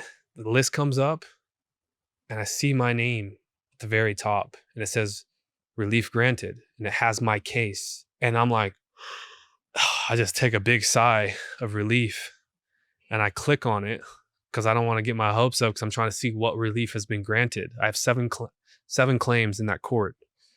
And the one that truly matters the most is the actual innocence claim, which is, I tell you this, and if you're going to get anything from this document or this podcast, I want you to get this. Proving your innocence and having all 9 judges declare you innocent in the state of Texas, you have a better chance of winning a honor than getting exonerated in the state of Texas by all 9 judges of the Court of Criminal Appeals. So I click on it and I see all the claims and all of them say relief granted, relief granted, relief granted, relief granted, relief granted. And then on the actual innocence one, relief granted. And by all 9 judges. That has been, my case was the first case in Texas's history to have relief granted on all claims by all judges without physical DNA evidence, which is So absolutely crazy. nuts. And they gave like a lot of explanations on why they took so long. And when I was in that appeals court, do you know how many people were fighting against me, sending letters? Patricia Cummings, Your attorney? my attorney, Why would was she? trying to send me back to prison. Why? Because if I was relieved for the ineffective assistance, she would be held accountable. It would put a strike on her name as an attorney. And did it? No, heck no. Nobody was held accountable in my case. Let me tell you, it's the absolute opposite, dude. Our world is crazy. Patricia Cummings then goes on and becomes the head of the Conviction Integrity Unit of Philadelphia of the DA's office. That's the irony of it. It's funny, right? Conviction integrity. She becomes the head of that. After my trial, when I got found guilty, our chief, Chris Daly, the detective of my case, gets promoted to sergeant and is now over like 11 detectives. Chief Mannix goes on like his crap don't stink on my documentary and just starts like talking a bunch of crap about me. You'll hear him. You'll hear the interviews about him, right? Talking about me. You got to have the chief of police that believes this guy surely did do it and he deserves to go to prison, right? Every true crime doc has that guy, right? Well, he's the freaking bozo that's on there making a fool of himself. And the irony behind that is after the doc airs, I'm exonerated and like he's disgraced. He has the audacity because he gets released by the city of Cedar Park. By the way, the city of Cedar Park never wanted to hold anybody accountable until this doc came out. Until, we pulled their pants down. Yeah. and that's now like they started actually taking action. And Chief Mannix, Sean Mannix, ends up resigning, aka retiring with pay and pension, by the way. Oh my God. They gave him his pension and his pay. He retired because he was already up. He just chose to continue to work. Blames it on cancer. 6 months later, this is how I know it's BS, dude. It's BS. Blames it on cancer, but in reality, he gets an RV and starts traveling the world or traveling the US. That lasts like 6 months. And I'm already exonerated, right? I'm continuing on with my life. And I get a text saying, this guy is trying to become the chief of police in Burnett County, or the city of Burnett, which is literally the city that's right next to where I live. And now the city where I live. But at that time, it's just 45 minutes west of us here. Yeah. And I'm like, no way. I was like, after the doc and everything, the city manager and the city council want to hire this guy as a chief? What? So I personally called the city manager of Burnett. I said, hey man, what are you doing? Like, what are you doing? He's like, what do you mean, what am I doing? I said, what are you doing, man? Do you know who? My name is Greg Kelley. Let me tell you what this man did to me. Let me tell you what this man said to me. Did you watch the documentary about my case, about exposing this man for what he is? He's like, what documentary? What are you talking about? Okay, hold on. Let me educate you real quick. Have a phone call for a whole hour. They spend a whole weekend watching this doc. They come back still wanting to hire this guy. What? Yeah. You think it's crazy, dude. Wait till you watch it. And I talked to the city manager. I said, okay, I get it. You're part of the problem. Okay. We have a resolution for this. So let me tell you something. So there was thousands of people that stood up and fought for good in my case. You must love being on the news. So what we're going to do is we're going to come and do the same thing in your city. We're going to show up outside your city council building. We're going to hold a rally. We're going to get the whole community involved. And we're going to let them know who you're hiring as the police chief and what he did to me. And the next day, Chief Mannix didn't show up to work.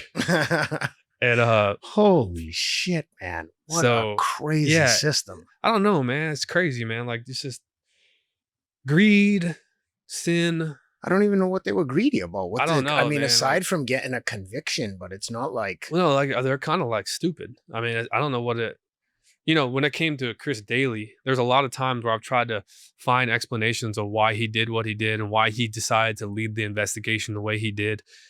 And I really do think this guy was just dumb, dude. Like, he was absolutely unfit to be a detective. Like, this guy doesn't have much going on between the ears. Like, so all of the stuff gets overturned. You get exonerated, and now what are you doing? Now you've got the Vindication Project. You're running ultra marathons. You got an axe throwing business. So I got to play one year of college football.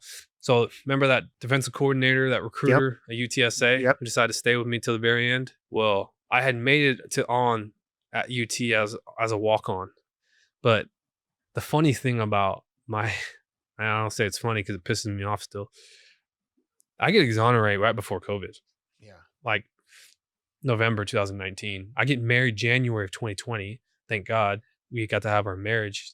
What happens in March or April of 2020? The world shuts down, right? It alters everything. So Texas canceled spring ball. Yeah. of that spring.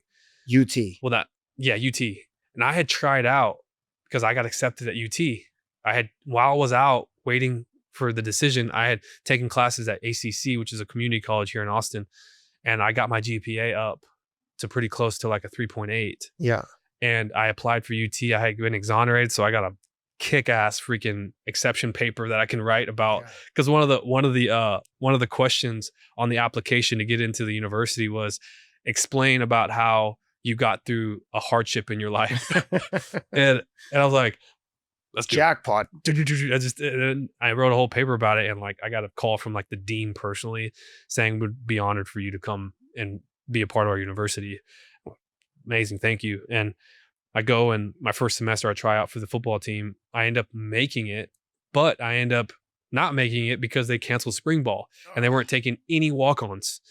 And dude, I wasn't good enough to be getting a scholarship. So I've been away from the sport for 7 years, but I'll tell you what, I was going to full blown out be a Rudy, like 100%. I just wanted to play football again, man. I wanted to do it at my dream university, but that wasn't the case. That wasn't in the cards. So I was still at college, and then I got a call from Neil Nethery. He's up at Eastern Michigan University up in Ypsilanti, Michigan. Yep. He just calls me, checking in on me, seeing what he's doing. He doesn't know I want to play football again. Calls me up. He says, "Hey, Greg, I just realized you've been exonerated apparently. Like, congratulations. I want to retouch, connect, see how you're doing in life." I said, "Man, I'm doing great, coach. I'm over here at Texas, and COVID happened. I can't play football." He's like, "Oh, you want to play football again?" I said, "Yeah." He says, "Where you at? You still got your eligibility?" I said, "I got all of it." "Have you been training?" I said, "Yeah." He's like, "You got any videos?" I said, "Yeah, I got a lot of videos. I've been training with so-and-so." And so he's like, "Wait, you've been training with who?" and like, I name dropped all the NFL guys and stuff, but yeah. And he's like, Jay Hills doesn't train scrubs. No, I was like, no way. He was like, "Send me all the videos and let me see how you move and everything." Well, he calls me back after the weekend, and he calls me. He says, "Hey, you still want to play football?" I said, "Yeah." "You want to play football up here in Michigan?" I said, "Coach, I can't afford out-of-state tuition, and it's a lot asking for me to go up there, and I have to pay for college." He's like, "Oh, no. This is going to be a full ride scholarship, buddy." And I was like, "No way." And I tell my wife, and it's a big decision, man. And I decided to go up there and just give it a shot. And the goal was my wife was going to go up there with me, and we were going to live up there while I go to college and play ball. And she was going to figure out what she wanted to do. And we didn't have the exoneration money yet. So I was still like doing online coaching, and like, I was very thankful people wanted to support me. Mm-hmm. Like, I'm talking about straight up moms that want to get in shape, trying to like hire me as an online trader. Yeah. Right. So I'm like very thankful that I'm able to still pay the bills with the work, but I hadn't had the exoneration money yet because I decided to sue the city of Cedar Park. Yeah, I would hope so. And the settlement was like $500K. It was trash. The reason why we settled and I didn't continue to go is because I was ready to, considering all of it, man, like, in the state of Texas, there's a lot of moving parts, and I had a really good attorney, and he told me straight up, like, the possibilities of what can happen here. The state of Texas is one of a few states that actually give compensation packages, and that compensation package is literally supposed to produce like a void towards any lawsuits. Yeah. So if you're presented that compensation package and you decide not to pursue it and you pursue a lawsuit, then what can happen in court is it could actually be used in evidence to say, well, this compensation package is given, which is trash, dude. It's like $80,000 a year for every time and then you get like annuity for the rest of your life and the equivalence of the lump sum of you getting paid out. So like, it's trash. It's like, I get like 200 and something thousand for the time I did, and then a small like couple, like 1,000 or 2 annuity for the rest of my life for every month. But like, I know we talked on the phone earlier about like, when it comes to money, like my relationship with money is not like everybody else's. Like not everybody else's, but all these people that get caught up in the materialism of only chasing money in their life. Yeah. I've used the money that I did get out of the settlement because one thing that was going to happen is if you pursue a lawsuit and it does go to court and litigation starts to happen, it could reopen a lot of the wounds. And I wasn't ready to put my family through all that again. Yeah. Like it would legit reopen the wounds of like going through everything we went through. And so I looked at possibly what I could win, which was a couple million, compared to what the settlement would be, and kind of sidestep all that. And then I had already started a business that was making its way up to being $1 million business. Mm-hmm. So I was like, you know what? How to make a tough decision. Do I move on, accept the settlement, and accept the compensation of the wrongful conviction package and move on with life? Or do I continue to hammer at this to get a couple extra $1 million? I believe in myself enough that I can go make it myself. Yeah. So it wasn't worth kind of going through all of it again. So I use it as a tool to invest, and I'm invested in a few things that are doing well. And so now I'm very fortunate to be more of like a stay-at-home dad, and not stay-at-home dad, but help out a lot, and then allow my wife to do what she truly loves. We had opened up a huge dance studio, like a really great one with her family that has like 1,200 kids, man. It's killing it. And my wife gets to truly do what she's passionate about, which is be a director of a hip hop company that is nationally renowned. Like they're really good. Well, back to Eastern Michigan. So you go up there to go to school. Yeah. So what happens there? I go up there for a year, and I play. I get to play with the team. Being able to put those pads back on was a thing that, like, man, I truly know what it feels like to play your last play. You know, coaches always say that. Like, Yeah. you never know when your last play is. Take advantage of everything you got, you know, like, but when you get to put your pads back on 7 years later, and your last play was a terrible Hail Mary that kicked you out of the Texas State playoffs, and you put the pads back on, you're ready to go light somebody up. And so I've got this rage to go up there, and I did, man. I'm a lot bigger. I was like, it's like a grown man against boys, man. Yeah. Like, it was wild. I still have weight room records for my position. I'm like 220 pound safety, bench press like 225 35 times. Like, it's just, anyways, I go up there for a year. I do pretty well, but then I realized that I've been away from the game for 7 years. I'm pretty bad at football. Like, I'm not as good as I was when I was in high school. Yeah. Like, I need a lot of learning to do up here. Yeah. Even though I can physically do it, but a lot of it's like the intuition and the intelligence. Know how to watch film, know how to translate it to the field, stuff like that. So I was struggling in that sense. And I knew that it was going to require me to have developmental years. So I told my wife this: when are you going to come up here? She had already started falling in love with the business, Yeah. with the kids. Oh, I gotcha. So my wife was like, Greg, I want to do this. Like, I don't want to go up to Michigan. So now I'm presented with this choice. My wife showed up for me. Yeah. She sacrificed for me. Sounds like an easy choice. Now I have to sacrifice for her. Yeah. And quite frankly, I fell out of love with football. Yeah. Like, it's wild to think about. Like, football was everything I ever was before I went to prison. But I developed myself into so much more than just a football player while I was in there. I learned how to use power tools. I learned trade skills while I was in there. I worked in factories. I took vocational classes. I went to college. And these skills that I obtained in prison, I then turned around and developed a business with.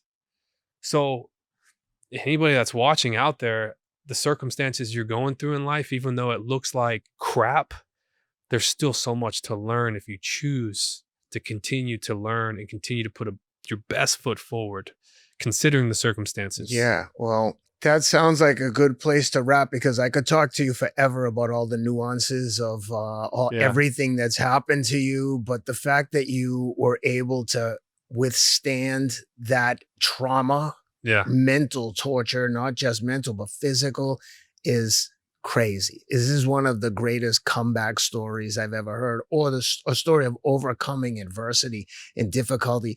It's one thing to go through pain when you've committed a crime, or you've done something, or you've in my case, I painted myself into a corner with addiction. I had to dig myself out. Okay, I did this. I have to fix this. But when you've been wrongfully convicted, especially of that crime, it's so terrible. And to think about the power of perseverance and the mental fortitude you had to have to get through this is just awesome. I'm so happy to spend time with you and get to know you, because that's a super, super impressive story of perseverance. Ken, I appreciate it, man. And I respect you because of what you've been through and, you choosing to have a big why of why you do what you do and what you've accomplished and why you've accomplished it. And we've talked before this during the break about a lot of times we end up running away from trauma. And a lot of times, like being a runner and me running ultras, I got a big ultra coming up in February where it's my 100-miler that I'm running literally 2 miles away from the prison unit I was on in Huntsville, Texas. And it's in the efforts, it's very personal to me because it's in the efforts to rewrite history for me. I'm identified right now as an exonerated person of the state of Texas that was wrongfully convicted, that is exonerated. And I'm glad that I didn't let the statistics of wrongful conviction, that 98% conviction rate, be my history. I'm glad I fought. I'm glad I chose to persevere, and I'm glad I chose to fight for my innocence because I'm exonerated. But I'm labeled only as an exonerated person now, and it's great. I get my hand shook all the time. I get the attaboys, I get the respect, I get all that. That's cool. But at the same time, I'm still eager, man, to allow this to not be the only thing she wrote. Oh, hell yeah. I don't think anyone who meets you or hears this story is going to think that that's the end of your story. That's why I've developed the Vindication Foundation. And we talk about, I've expressed this to you earlier, is like a lot of times we end up trying to run away from things that traumatize us in efforts to move forward. But like in this foundation that I have in running ultra marathons make me feel like me, man. Yeah. Like it makes me feel like me. Like when I'm out there and I'm suffering and I'm in pain and we do it for the lows. I mean, we do it for the lows. The highs are great. Like the beginning where you're comfortable and you're fresh and you did a taper week and you're cool and you're ready for the start. It's great. But man, when you're a mile 60 of a 100-mile ultra marathon and you're at the lowest of the low, you're doing it for that moment. And then next thing you know, you're going and you're running as fast as you possibly can with the 5:30 split going towards the finish line and you're celebrating. But I've realized that when it comes to trauma, we're not supposed to run away from it. We're supposed to run towards something. And that's why I developed the Vindication Foundation. I want to run towards helping others, man. Hell yeah. Well, thank you. What's your people can find you on Instagram? Yeah, my Instagram is grkelly2. If you type in Greg Kelley, I think I'm one of the first ones to pop up, but I'm lucky enough to get the check. But no, and then I got a YouTube channel that I'm making a lot of documentaries for all the races, and it kind of intertwines with the ultra journey and the road to these races, as well as my own personal story and kind of experiences. Got a book coming out, and I'm very fortunate and blessed to now talk about that. I got a featured movie and film coming out with it's a project I'm doing with Mario Lopez, a guy who's been super supportive in my life. You find a lot of these celebrities, man, and when like a friend shows up, like somebody that's like not trying to like do it to get something out of you. Mario is a friend, dude. He's as real as they get. Like it's the same way I feel about you. It's like it's a friendship, right? Yeah, and so that's I'm very fortunate to be able to start a project, a featured film about me and my wife's love story with him. So. Oh hell yeah, dude! Well, I can't wait to watch the documentary now. My wife said, when you come home, let's watch it again. She'll watch the same documentary over and over. So thanks for doing this, man. I really appreciate it. And I can't wait to join you on your podcast sometime soon. All right. I might have you pace me for one of these ultras if that's Let's go anytime. All right, man. Thank you, brother. All right. Thanks, Ken. All right, guys. I hope you enjoyed that conversation as much as I did. Please take a quick minute to subscribe to the podcast wherever you're listening. This is a new show, so subscribing makes a huge difference. Please also take a minute to give it a review and leave a comment on Apple Podcasts and on Spotify. You can also subscribe and leave a comment on YouTube. Again, this is really important for us, especially now since we're just getting started. Please also check out all of our sponsors. They make the show possible, and honestly, I love and use every single product we talk about on the show. You can learn more about me, this podcast, and also find links to purchase my upcoming memoir at theothersideofhard.com. My new book is called Everything You Want Is on the Other Side of Hard, and it comes out March 10th, available everywhere you buy books. Or again, go into theothersideofhard.com. There's multiple links there where you can find all the retailers carrying the book. Thanks a lot for being with us, and we'll see you next week.